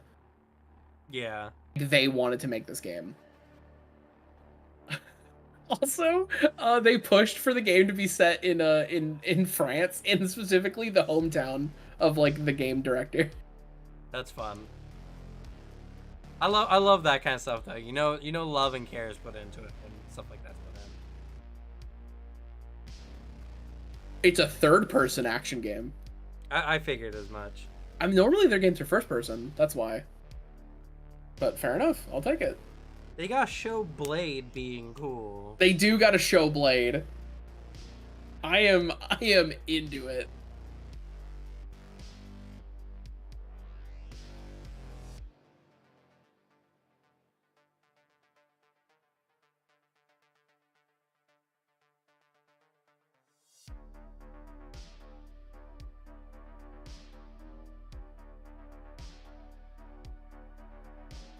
Fuck, I should know his name. Anthony Mackie. I did not know his name. I'm so bad with names. I knew who he was. He's a great actor. I like him a lot. He is. I love it. I'm so bad with names. I was just like, I should know who he is, or I should know his name. Yeah, he plays Falcon in Marvel. Yeah.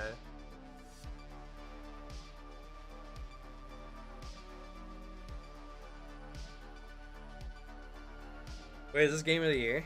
No, this is a best adaptation of a game. Oh, okay.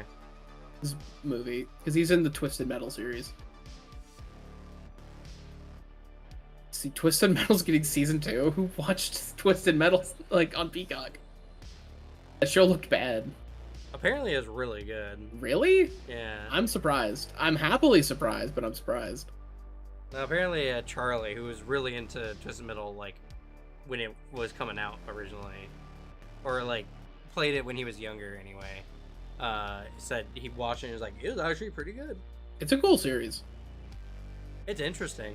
It's fun. I like action racing games because I don't like pure racing games. I like destroyable racing games. It's more fun. Like Crash Team Tag Team Racing. That game's so sick.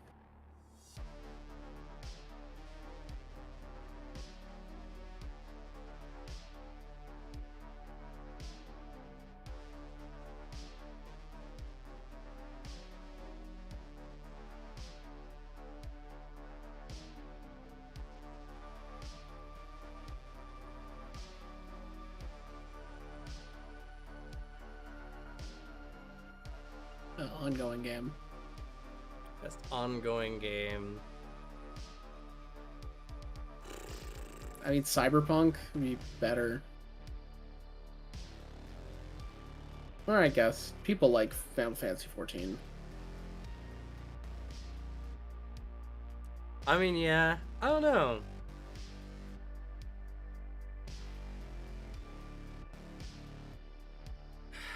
Genshin Impact, maybe. I mean, I can see a lot of people voting for Genshin. I mean, I think Genshin Impact's actually been doing pretty good with a lot of the stuff they've been releasing lately. I haven't been playing it all, but I've been hearing lots of good stuff. Final Fantasy always gets nominated for this award. Cyberpunk. Nice. They did completely fix their game and drop, from what I've heard, a dope-ass, like, DLC.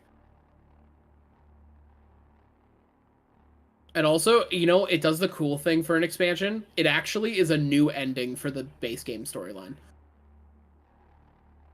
Yeah. I really need to play. Oh, God. I really need to play it. Same.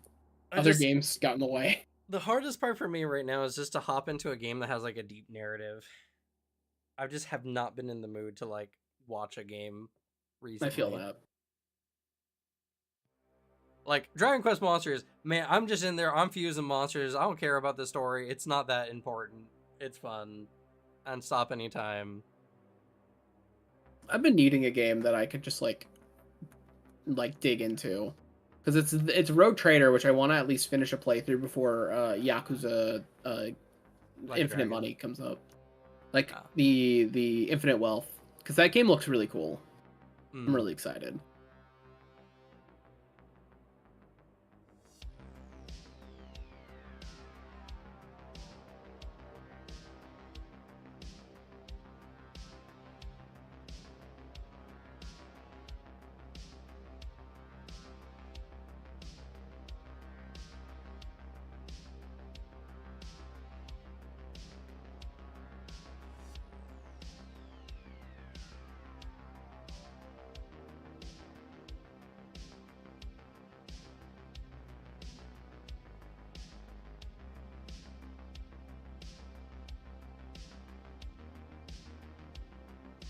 New game announcement. New game announcement from Lightspeed. Apparently they made something cool recently.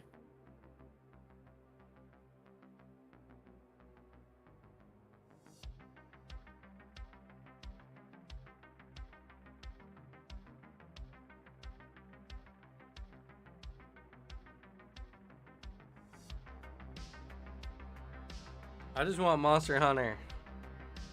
Please give us a taste of Monster Hunter 6.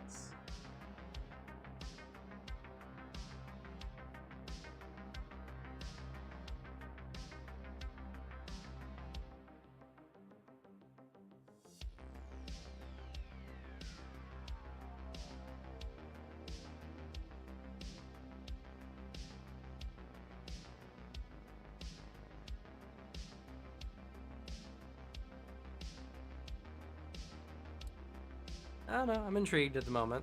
And curious.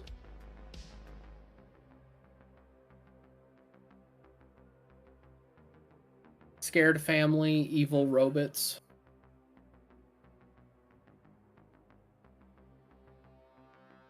Damn.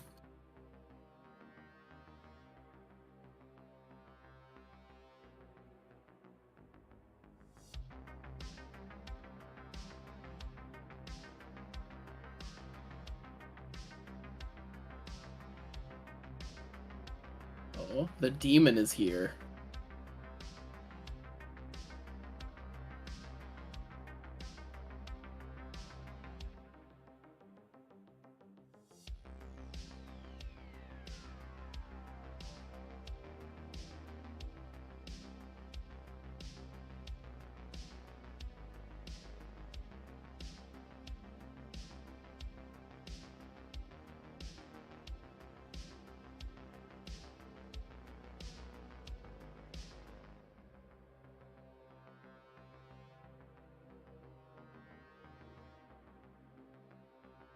I mean, cool helmet.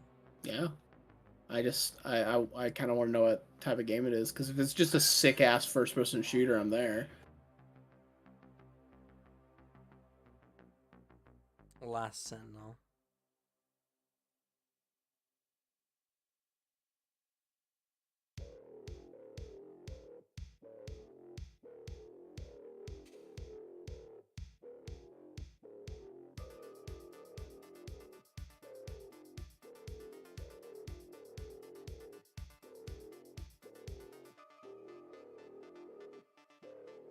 Okay, cool.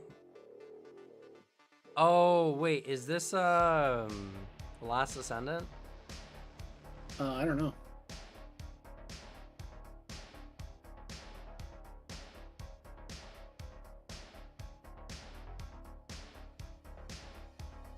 I think that's the Last Ascendant boss.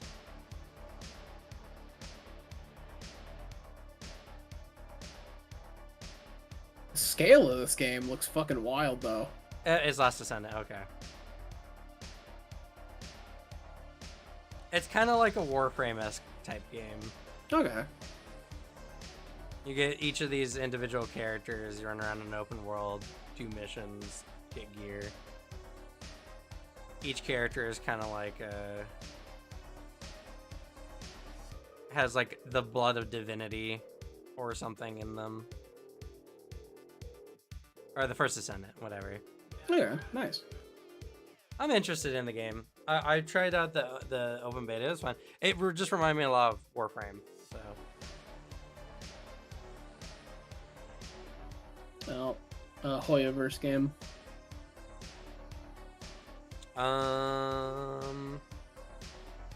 right, they are making a game. What was that? Can't remember.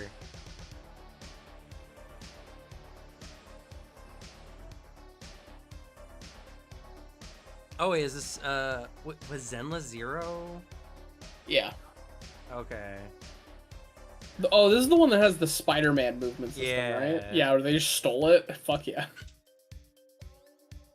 I don't know, none of the characters have looked very interesting to me so far. Yeah, it's just anime. I mean, there's cool anime. Yeah, I mean, I don't know. The art style, like Honkai Star Rail, I think looked a lot stronger. Yeah.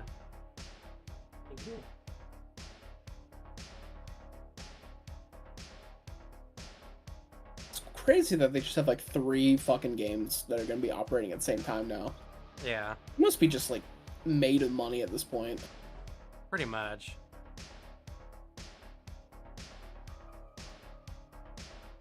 Come on, show us the traversal system. Show us the web swing.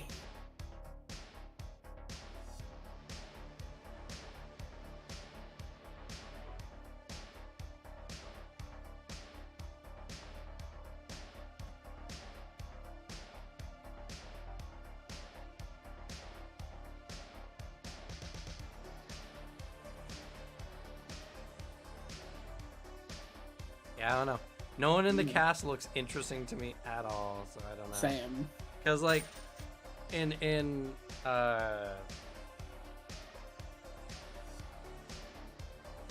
okay, mechs. Okay. Is this Zone of the Enders? Or Gundam? This looks Gundam. Looks very Gundam.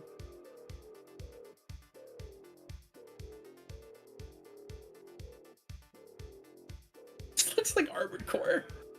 It looks really cool,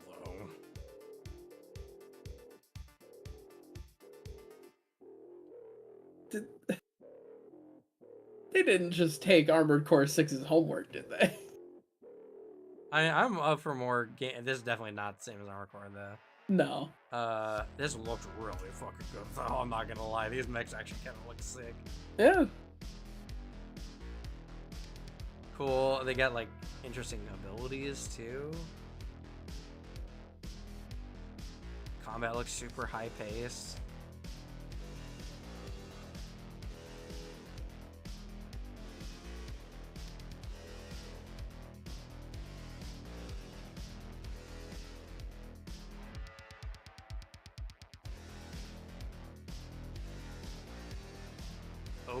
Okay, I'm really here for this, whatever this is. Mecha Break. Mecha Break. Closed alpha. Mecha. It looked really good. Don't get me wrong. It looked really, really cool. I'm just kind of sad that we're getting an alpha test preview, and it's like, no. Really, tell me when the game's coming out.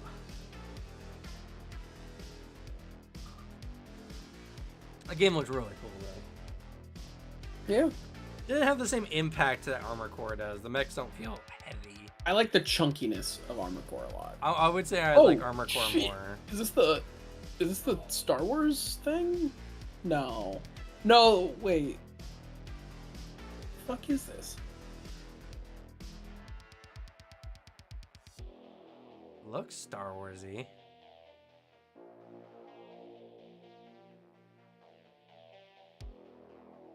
Oh, it's the, I forget what name that is. It's like Hell something, I think. Like Hell Riders or something. I'm kind of vibing with this. This could be cool. This could be fun for us to play. It sounds like a fun battleground game. Yeah, I think it's like a 4v something. Like it's you squad of 4 and then we fight a bunch of like random enemy stuff. It's only on PlayStation. That's sad, but Warhammer, Space Marine 2. Yeah, Space Marine 2. They got delayed.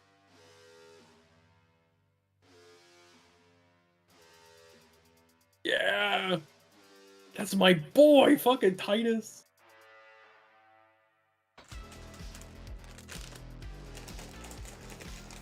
Oh, it's so far away.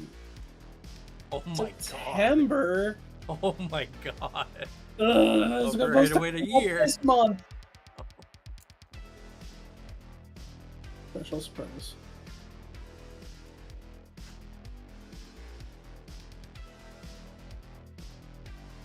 My God, this game should go long.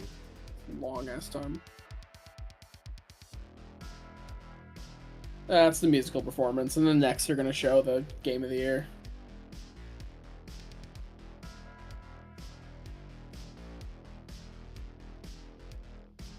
Old Gods of Asgard.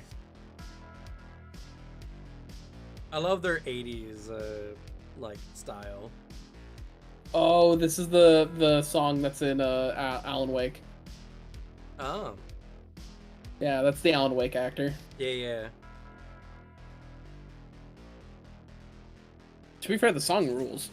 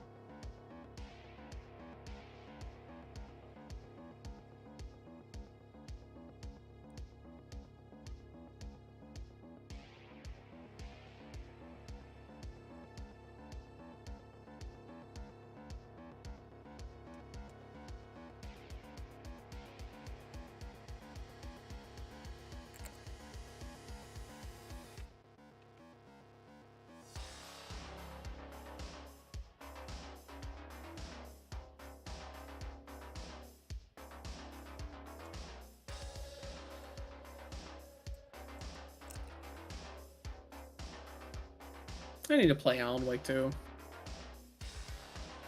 I know Shazam's been wanting too. I saw that they were playing Alan Wake, and I was like, damn, I hope they're having a better time than I did. Yeah, unfortunately my old PC is on its last leg, so kind of been struggling a bit.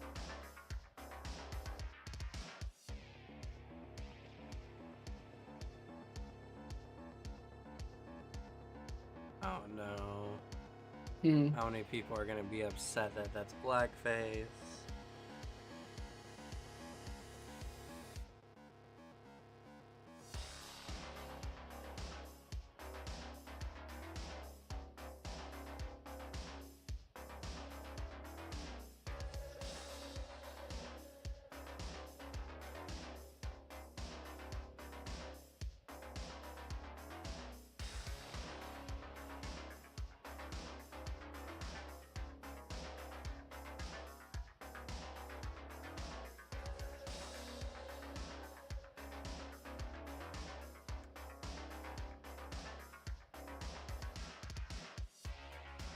I do like the people that come into the Game Awards and are just seemingly upset with every aspect of it. Like, every game release is apparently bad. Yeah. It's like, what games are you playing?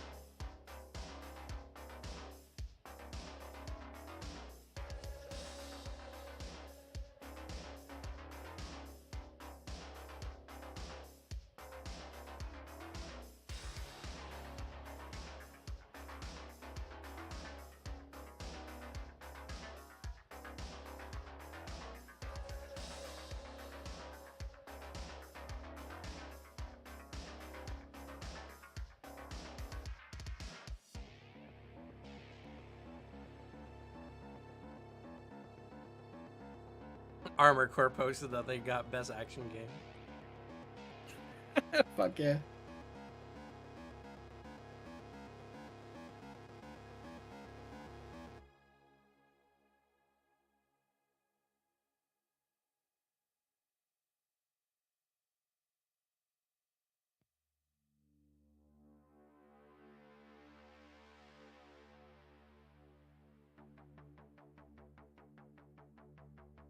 Oh my god, is this a fucking expansion or second to Get the Fuck Out, GTFO?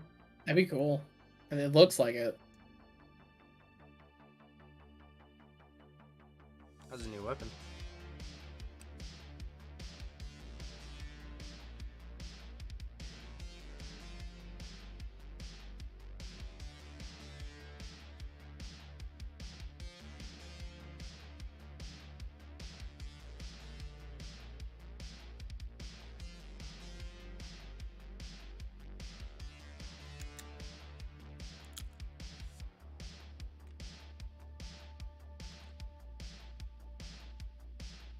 It's just an advertisement.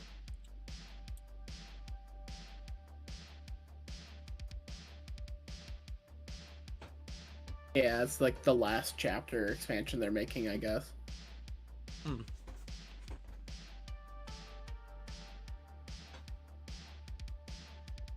GTFO does look like it would be interesting, like, as a lore game. I think it's just one of those games, just like, there really wasn't much to it. It was just go in, survive. Well, my problem was I never wanted to buy it because just the entry price was like stupidly high. I was like, I bought it. Play this. I have it. Yeah. Never played it.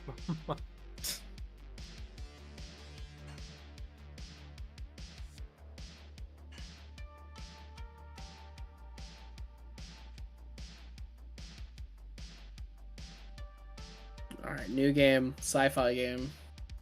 Maybe the GTFO that doesn't sound guys. like Monster Hunter. I don't think you're getting a Monster Hunter announcement. No. This is gonna be like Sci-Fi Payday or Sci-Fi GTFO or something.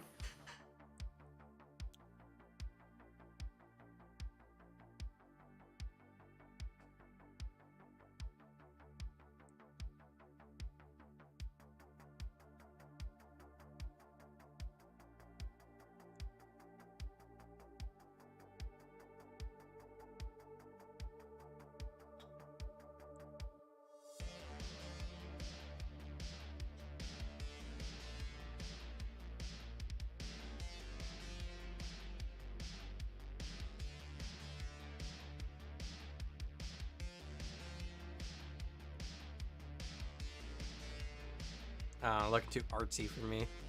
I don't know. The gunplay looks kind of fun. From like the aggregate 1 second we've seen, sure. We've seen a couple bits. Just that the guns have weight to them, which is what I care about in games like this. This looks just like sci-fi Payday, though, which it could be cool.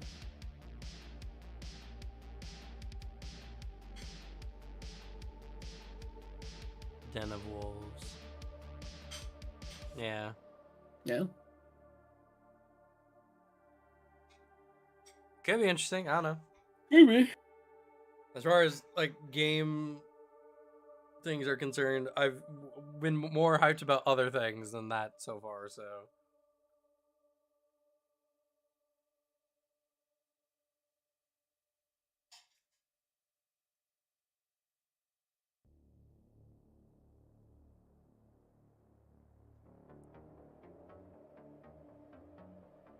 Potentially looks interesting. Oh, maybe. I like the tech powers.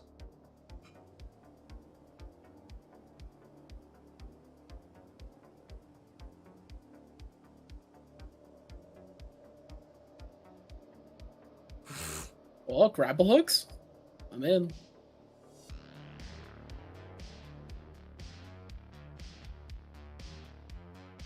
Oh, I thought that was his friend.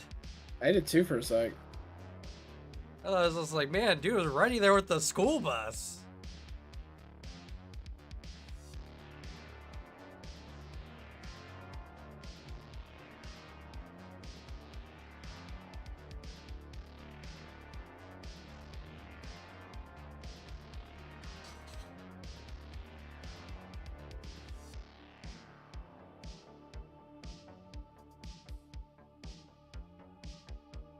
I kind of like their power suit design.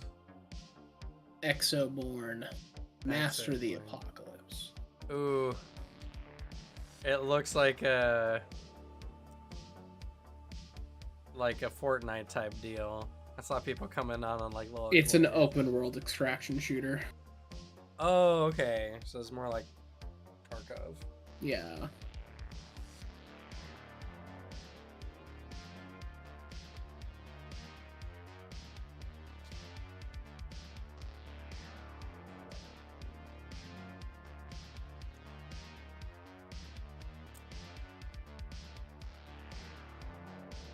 Oh, Matt Mercer's coming out. Yeah, I saw him lip that. Asgard's Wrath 2. Some VR game.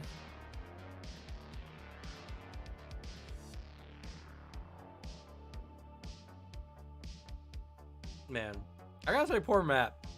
He's a guy who's like soared to popularity in the last like 5 years. I know, right? And he just does not ever look ready for it. He seems anxious all the time. He does.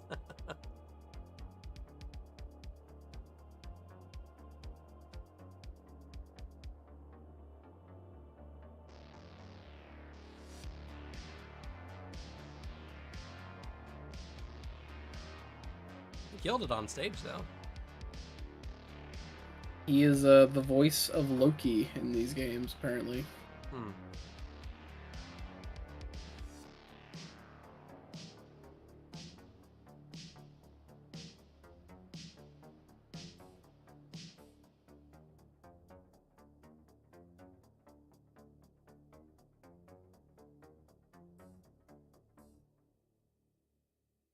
I'm not much into VR, so I can't vouch on this game looks good or not. Once I see the gameplay. We've seen some of it.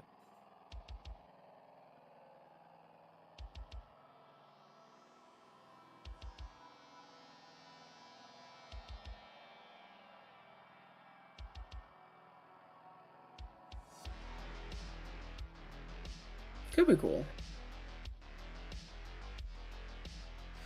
That's Loki. Matt, actually, he's killing it with that performance.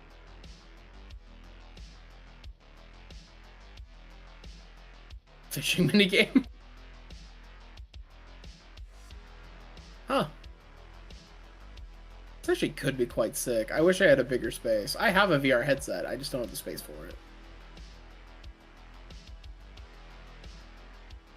We kind of have the space for it now with our living room. Yeah, you guys do. It is cool. I like VR. Like, it's really fun. It's just, you know, expensive to get into, and you need to be very particular if you can even use it.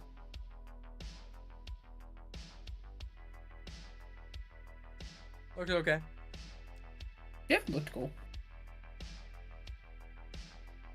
Get free when you buy that VR headset. So, yeah.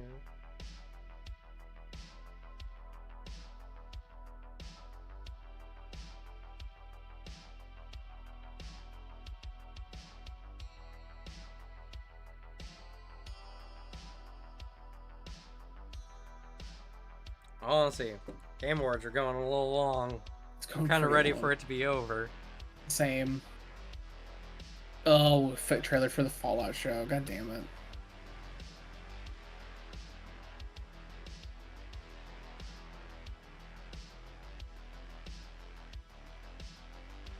I'm not excited for this. Yeah. I was intrigued in the first bit because that looked very stylized. Yeah. This just looks like Netflix. It's very Bethesda Fallout, which means like that is meant to be a ghoul, and it's like it doesn't look very ghoul-like.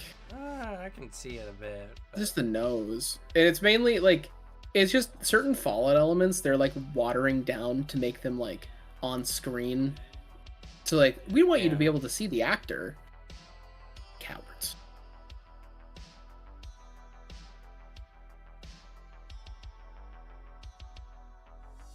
I just don't like Bethesda Fallout. The guy I'm watching was checking the time too. It's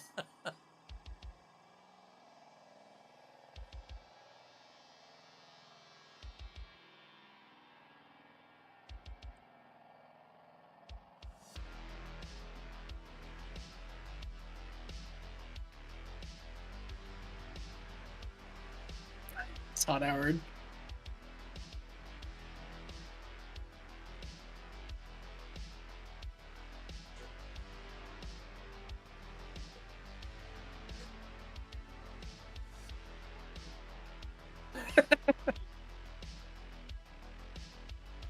Best adaptation. God, we're not Game of the Year yet? God, not yet. Damn. Where's the itinerary? I hope it's gonna be this in the next like few minutes, because I think 7:30. It makes sense, like, you know, 2 hours. 3. 3 hours? Jesus Christ. Yeah, 4:30 is when we started. Oh.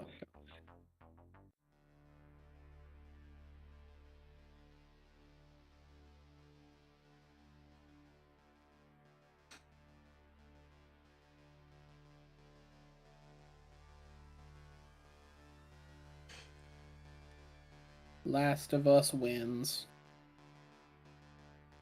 I mean, I heard it was really good. I did too. I heard it was great, like a great show. It seems like the boring answer, but I think it was earned. The boring answer and the fact that like the others were like Nocturne is cool, but like that's kind of it. We've had like a couple good game to show adaptations.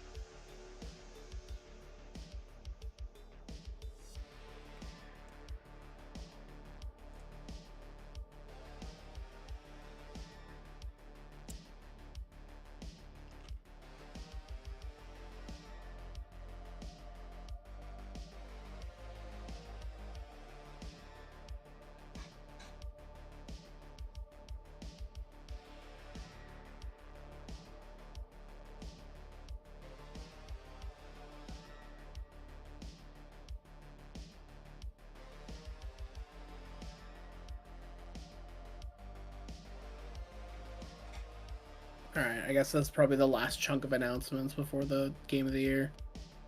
I keep saying stuff like this, man.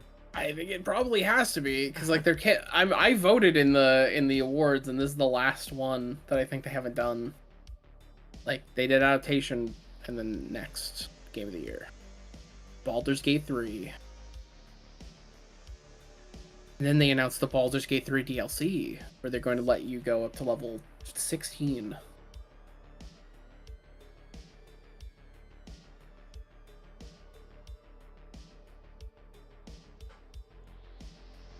You know, if God, that one game. Oh God, what's it called? The like Elizabethan steampunky. Lies of P. No.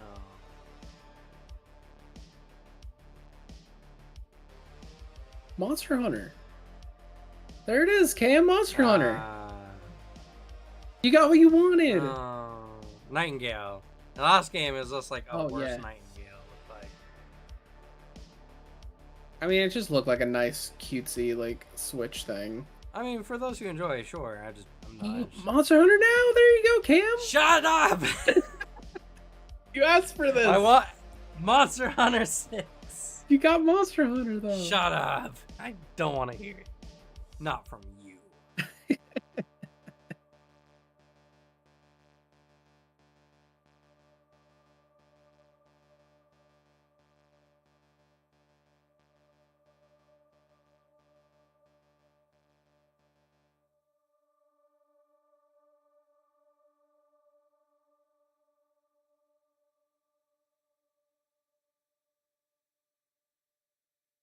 They always do something after game of the year, right? They always do like one final thing. They might. I don't remember. I don't either.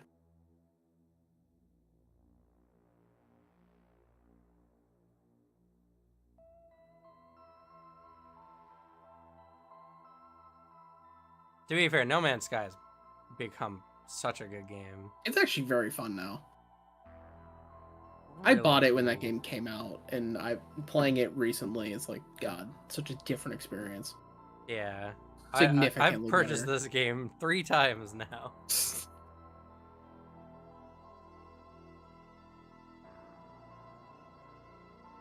Mostly because I just hate playing on console, and if I can play it on PC, I'd rather do that.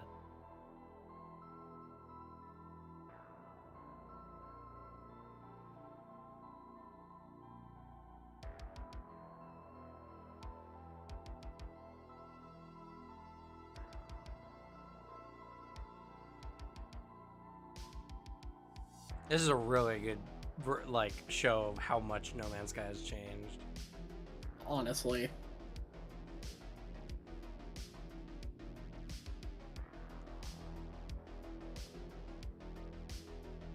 And still going. Yeah. I'm surprised. I don't know where they're getting the money. Yeah, I mean, a bunch of people have to be just constantly paying for the game. Somehow. Or more, I guess. Yeah. They don't really drop those as DLC.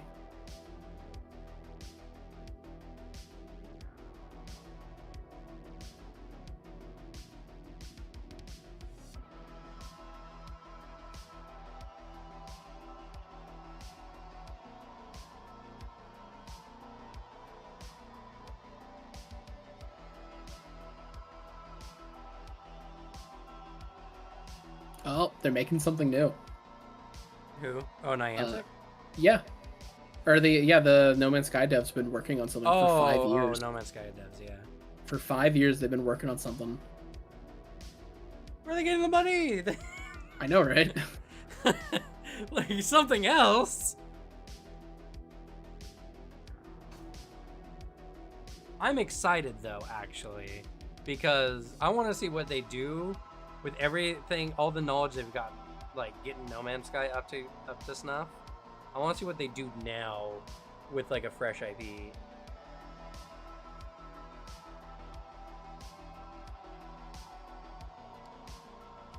Huh. He's describing making one planet that has a bigger scale than like a universe or equitable scale. So just one. Oh.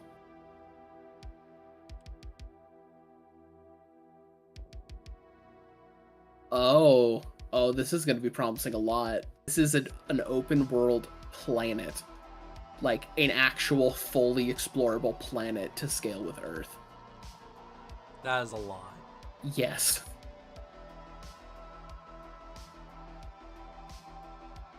They have a trailer.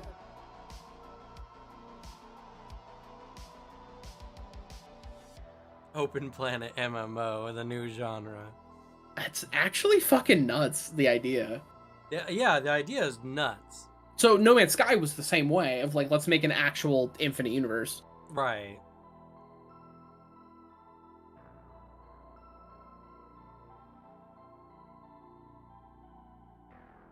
And another game they hope to be updating for like the same period as No Man's Sky. I mean, that's kind of hype. Yeah. I just like, how is it supposed to work? Yeah, that's what I'm curious about. Like, what is the game? A multiplayer Earth?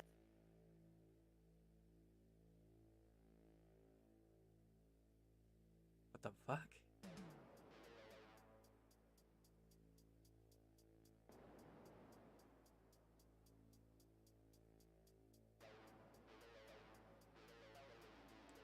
I like that it's actually gameplay though. Yeah. Jesus Christ.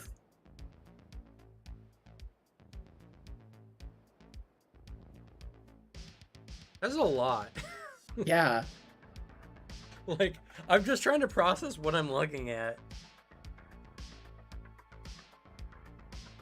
I need the FOV pulled back a little bit, but I guess it's first person and third person. Yeah. So I guess it's more fantasy. I mean, I'm totally game for that. I am too. I'm just... I think this would be cool. Like...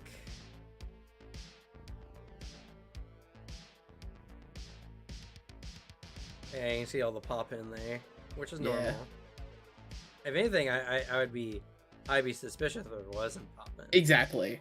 Since they're saying, oh, this is all in-game multiplayer, and then we didn't see, you know, it loading in assets. But just like environments. This is literally the, like, you see that mountain there, you can go climb it, but it's the scale of an actual fucking mountain.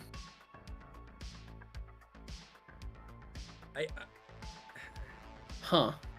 Is it I'm curious. Procedurally generated? Like, I think maybe? Probably. It'd have to be. It did say procedural Earth. Oh, it did say procedural Earth, yeah. Yeah, so I guess it's procedurally generating an entire fucking planet. I want to say not an entire planet. It's more like... I mean, I imagine you could circumnavigate it. Like, it doesn't go on infinitely.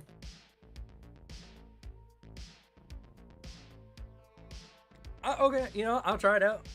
I'm game. I'm going to Same. I'll also try it. That sounds cool. No Man's Sky proved to me that they can do stuff. So I'm just so curious as like, how is it supposed to work? Because there's no computer on this planet that can have a world's worth of stuff. Yeah, I'm so curious.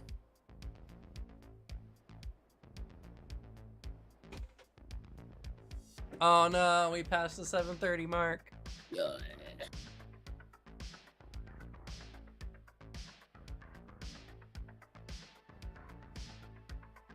I wanted to play some games before bed. Same, I'm fucking tired.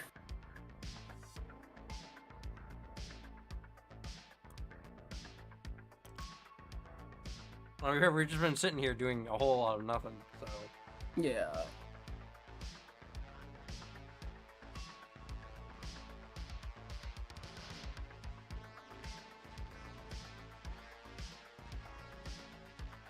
The show will set the world on fire. Probably some pun I don't have any reference for. It's the song they were playing. I see. The old song, the Fallout 3 one too. Right. That's what they were playing in that. But just how you know it's bad, because they're referencing Fallout 3, which sucked.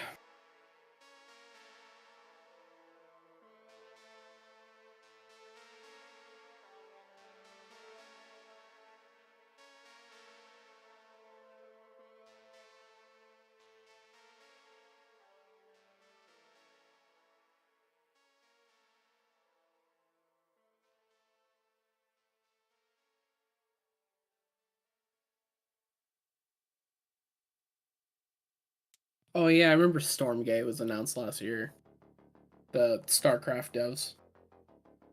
Oh, yeah. Okay. Yeah, I remember that.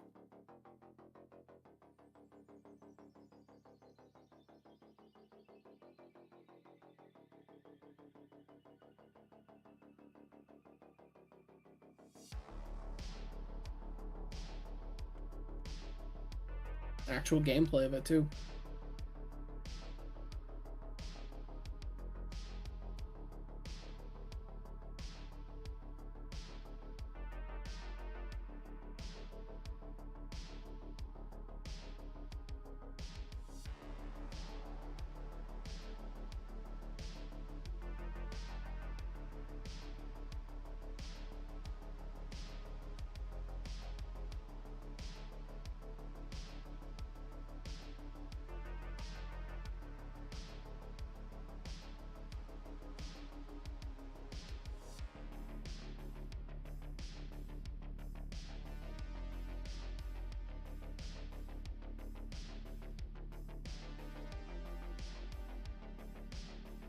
It's probably cool to somebody. Yeah. I never got into StarCraft. I mean, I played it a bit. Yeah. I just don't like RTS games. I mean, I like RTS games, but it has to be very specific types.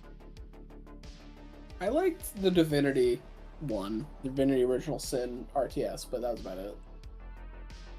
I just don't like watching other people do the fun stuff in my eyes.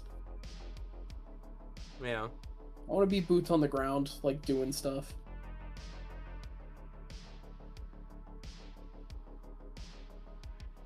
This is game of the year. Best action adventure. You lied to me! I guess I did. Are you watching on YouTube? Yeah. Is there any itinerary in the description? No. Damn it.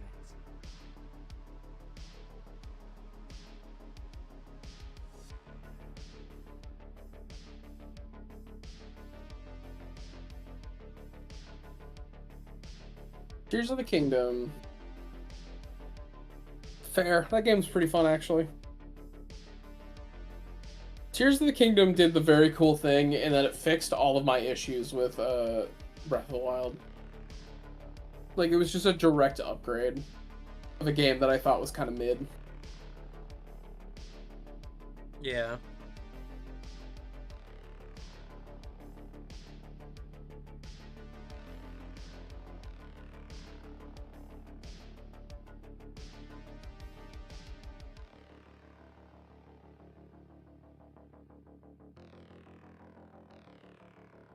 God, I'm tired.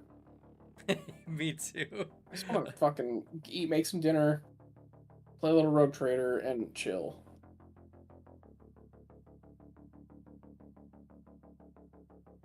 Same. But I feel like if we stop, we're gonna miss a fucking fire announcement. I know. It's like, I'm already here. I've already committed. Yeah. I've committed 3 hours to this already. Exactly. I might as well finish it out, right? You gotta change the name of the stream, by the way. I'll do a post, whatever. No one's gonna care. No. Table Talk. Listen to us react to Game Awards, but you don't get to see it. You don't get to see it. You don't get to It's see not it. a great tabletop, but you know what? Maybe one day in the future we'll look back and be like, oh yeah, we watched that, didn't we? We watched the Game Awards and like we didn't put it on screen on stream. It was just our narration over it. Hopefully you were watching at the same time. Yeah. Best RPG. I do think we're getting to the end here, though. Baldur's It's definitely Gate gotta be 3. Baldur's Gate. Baldur's Gate's gonna win. Yep.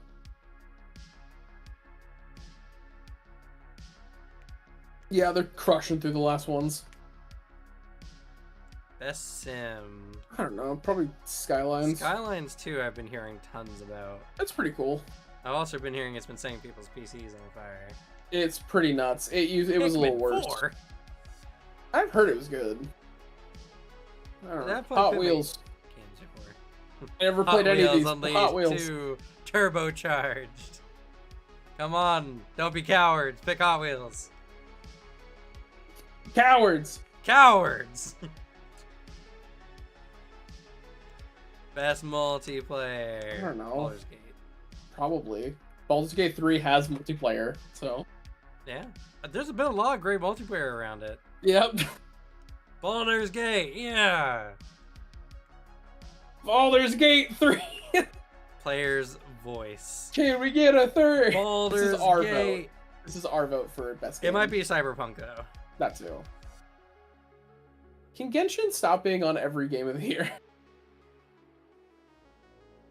Booyah. Baldur's Gate again. I voted for all those, so. Okay, we have to be at the end here, though. This. Oh shit. The great reveal of mobile gaming. The celebration of mobile games. Whoa. Oh, Clash of Clans! On the. Is it the orb in Las Vegas? Looks like the orb in Las Vegas. Why? I don't know. I mean, to be fair, they went bankrupt immediately. They'll take all the money they can get.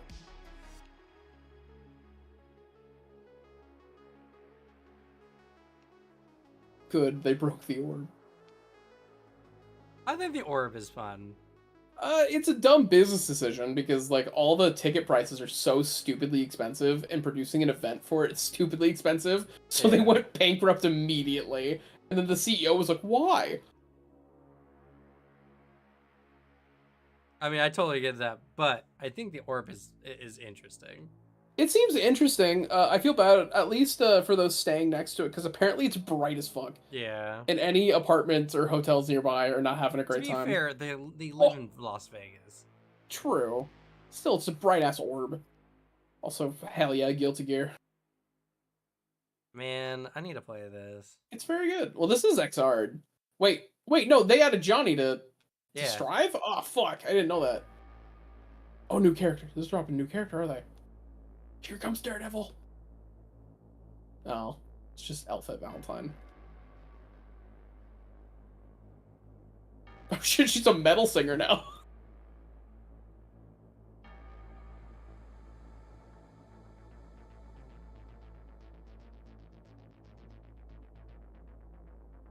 It's always one of those games. It's always a hard buy for me because I've never had a good history of playing fighter games a ton. Yeah, because I don't have Guilty Gear, but I'd be playing it if I did. I liked XR a lot. XR is great. I like fighter games. It's just hard to find someone to play with all the time. True. To be fair, if anybody in our group ever like would sit down and like play Marvel vs. Capcom 3, I'm there.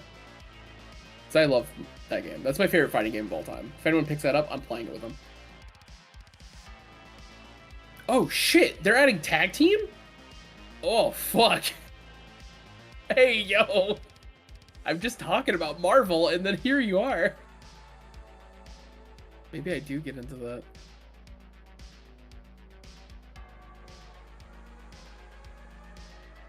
Oh, it's a vape. Vape one yeah. again. This one looked... I mean, I didn't think this game looked cool, so I'm fine. First one, though. Monster Hunter? No. Oh. It's not a monster, so... Oh, wait. Is this the new Arc project? Probably. Oh, it is. Oh, dude, it looks sick. This looks very cool. Significantly better than the first one. I mean, the first one's really old at this point. Yeah, exactly. Play now. Oh, it's out. Oh, Survival Sin. I've been seeing some terrible reviews on that, so I don't know. Uh-oh. It looks cool, though. Damn. Yeah.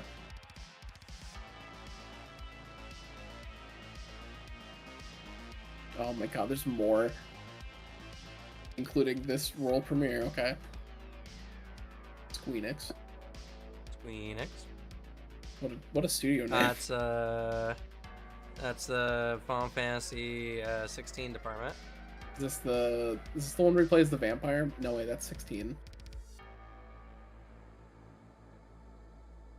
Just put it on PC, cowards. Yeah, right. It'd be so cool. Oh, this is the crossover event they're doing with Final Fantasy 14. Oh, that's cool.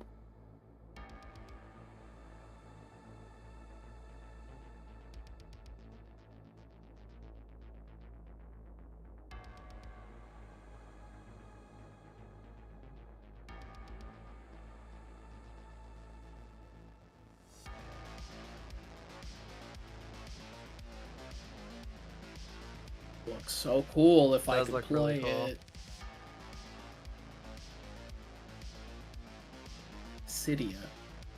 Rising Tide. I assume a lot of this would mean something more to me if I played 14. The guy I'm watching is super hyped, and he's a Final Fantasy streamer, so... I mean, they said something about a Cydia. That's sick. Just put it on PC.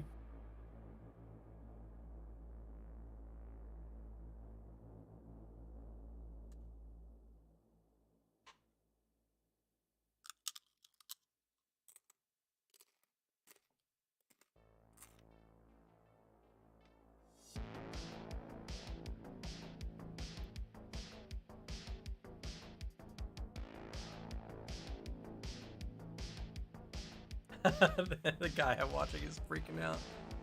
Apparently they're dropping tonight one of the DLCs. And now he's pissed because he's gotta play it.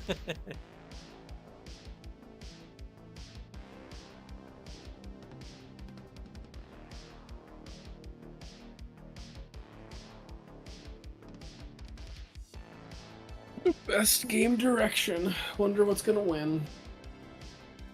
Maybe Baldur's Gate 3.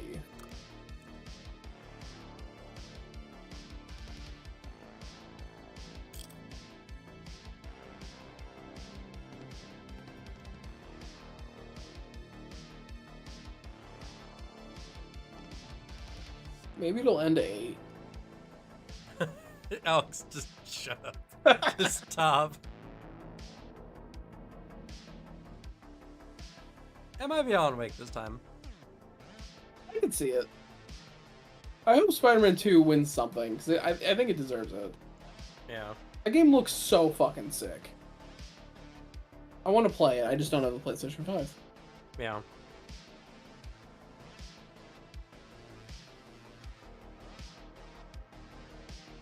Alan Wake. See, I thought Alan Wake could take this one. Direction is really hard for something like Baldur's Gate to really implement. True. With how cinematic that shit is, and just how crazy Alan Wake 2 is, like, artistically. Yeah. Like, the mixing live action stuff in it's pretty nuts.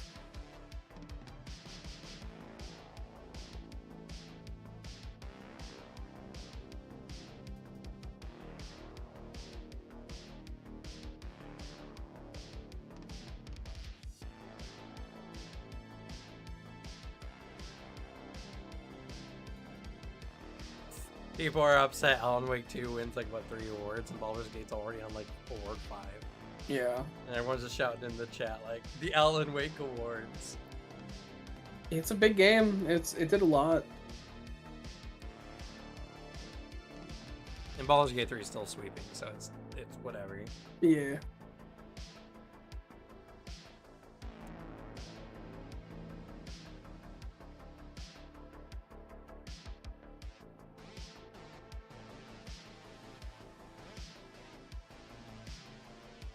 Got sick tats. Oh shit, he does.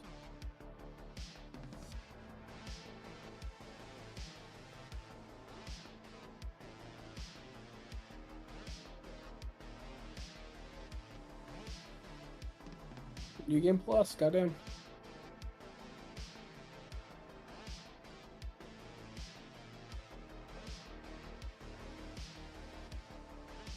Here we go. A couple new world premieres, I guess. World premieres?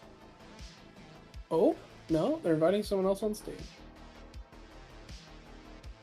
Oh shit, I think they're announcing the Game of the Year. Oh, are we finally here? The finals.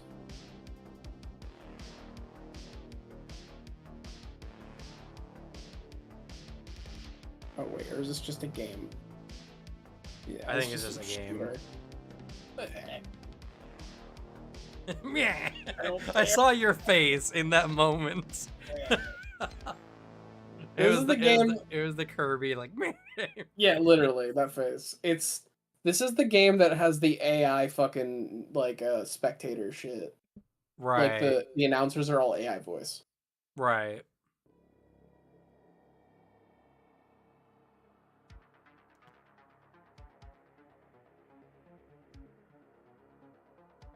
Oh well, events like this are fine every once in a while.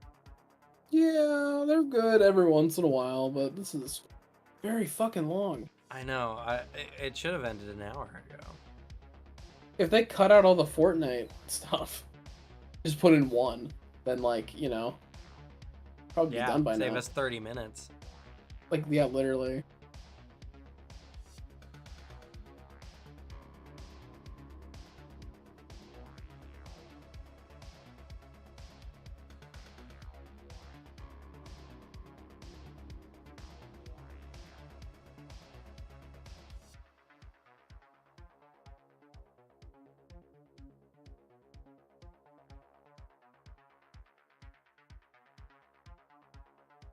And just a team. It looks like it has destructible environments. Yeah, it would be cool, but you know, I don't know. Just not grabbing you. No, I just don't care. Yeah. I mean, I've had my eye on this game for a bit, and even then, it's just every new development is like, oh, it seems like a cool concept, and then it's like they do something else, and like, hey, we're doing this, and it's like, oh, huh. Yeah. Like, yeah, you know, we're going to go with AI voice acting. It's like, please don't. Yeah, why pay people? Yeah, exactly.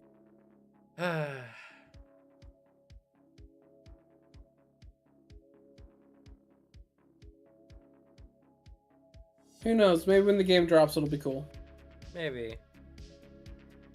It seems like the kind of game that you don't like until you play it, and then you're like, okay, this is actually kind of fun. Yeah, December this year, so it comes out soon. It says play now. Oh, shit.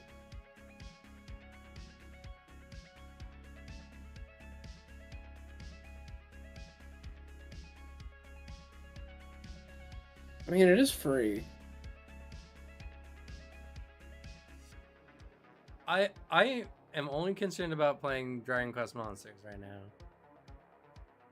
That's fair. And Rogue Trader in a couple weeks when I get money. Yeah. Because I do really want to play Rogue Trader too. It's a hard decision. We had a bunch of bills come up, and I was just like, how to make a choice. It's Fortnite again. It's Fortnite again. Yay! Yay! I would not have been able to guess. So many different things. These are all the creator games that you can do in their game. It's like the new Gmod and the new GTA Online.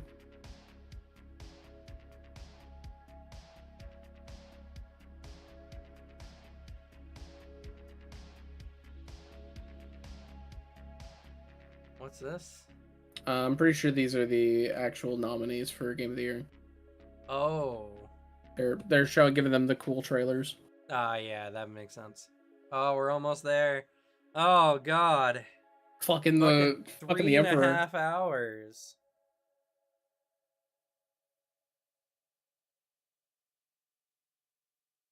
Fortunately, the guy I was watching put a commercial on right now.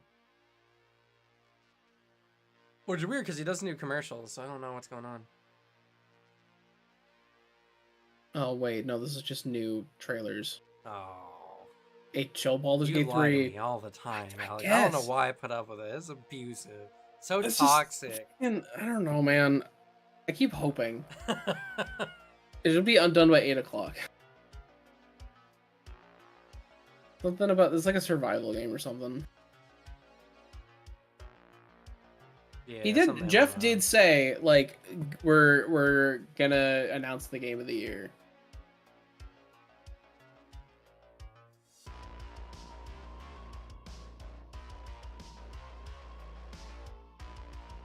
Oh, he went on to commercial because someone gave money to go to commercial for some reason. Nice. Final world premiere. The last one. The final world premiere? He just said that, yeah. They're gonna let it speak for itself. Alright, this is gonna be big. Monster Hunter 6. No! Monster. That's monsters. Wait. You just gotta see a hunter. Wait. Those are the skeletons of... Oh my god! Is it Monster Hunter? Oh, please! It looks like a Monster Hunter. Wait, you're writing something? Wait, what? But that's a bow!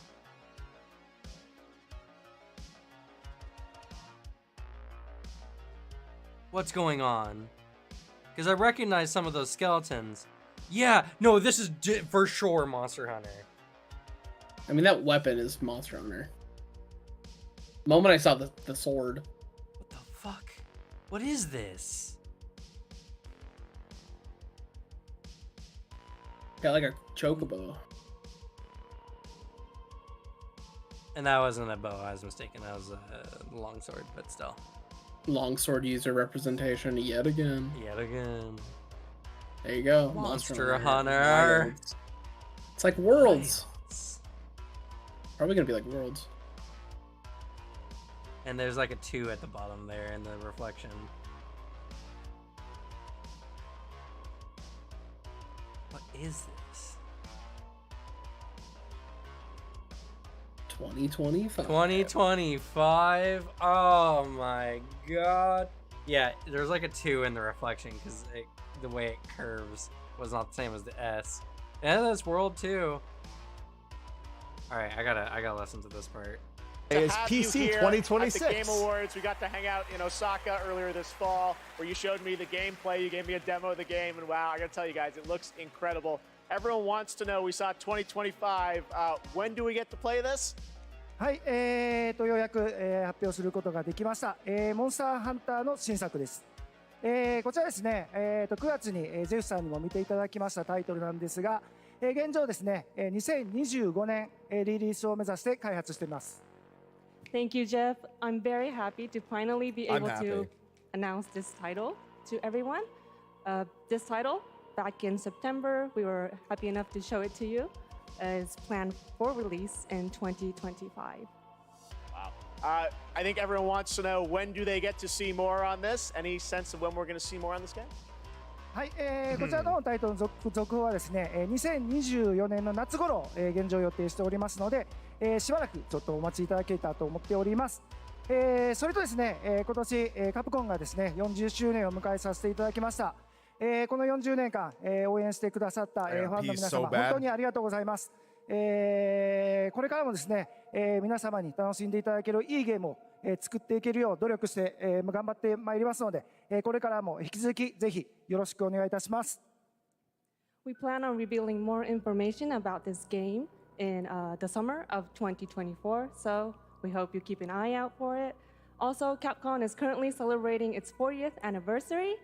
I would like to thank all of the Capcom fans for all of your love and support throughout all of these years. We couldn't have done. I mean, I hope this is the Monster Hunter World 2. I don't know why it's Wilds. But also the weird mount thing, and I'm very confused. And we're gonna only see more about it in 2026 or in next summer. Oh my god! They announced Timothy Chalamet from his old fucking YouTube channel. They didn't. The new Bane lacquered Wonka. Yeah. It's fucking. He used to mod Xbox controllers and GameCube controllers. He's so based. Well, I got what I was looking for. I'm sure.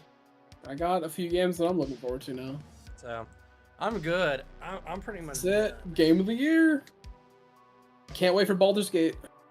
Can't wait for Baldur's Gate. Yeah.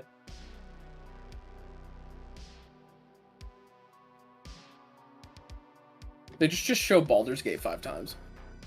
Right.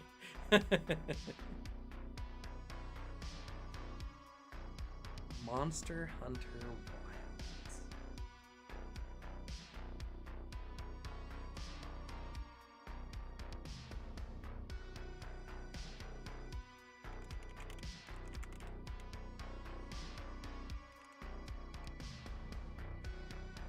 I'm just happy I get to look forward to a new Crazy Taxi game. I never thought I'd get to have that again.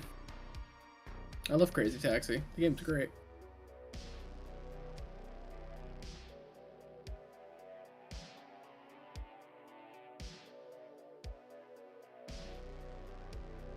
See, they're playing a lot of the music for this game, so...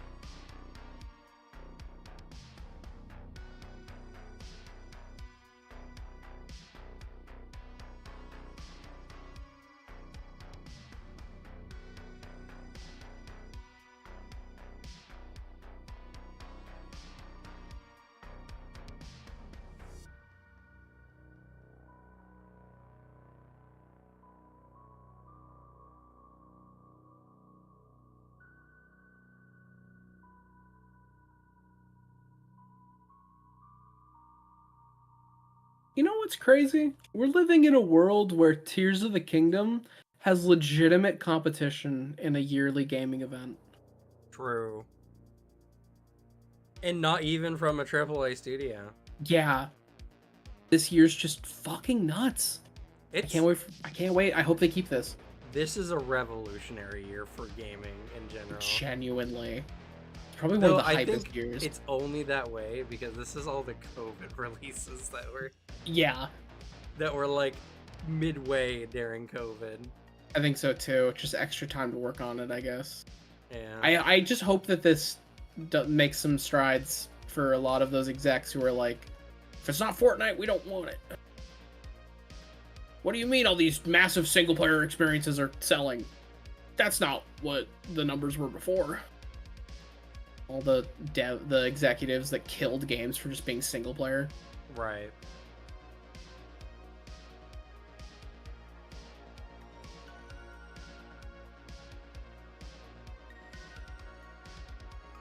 All right, Timothy, tell us. Tell us. Say the name. Say Baldur's Gate 3. And then they'll announce Baldur's Gate 4, and then the stream will end.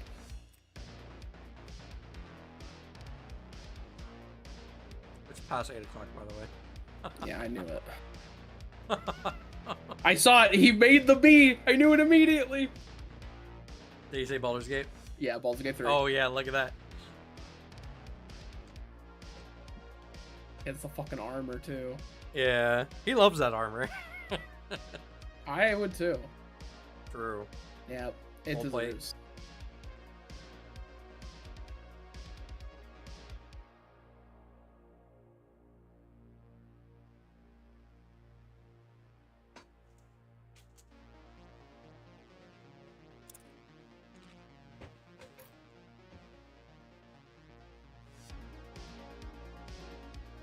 He's fucking tearing up too. Yeah. I mean, you know, like it would release in early access like 3 years ago or something like that. People have been trying it. People have had their stuff. Like a game that people have essentially been able to play for a bit came out this year and still like came out revolutionary. It's just nuts. A lot of other people are crying too. Fair. Yeah, it's like the culmination of a giant thing. Like for such a long time. And it's D&D. It's TTRPGs.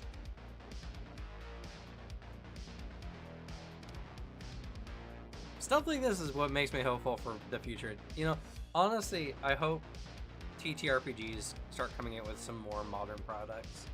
Stuff that looks really good, some stuff that has like a lot of like production into it.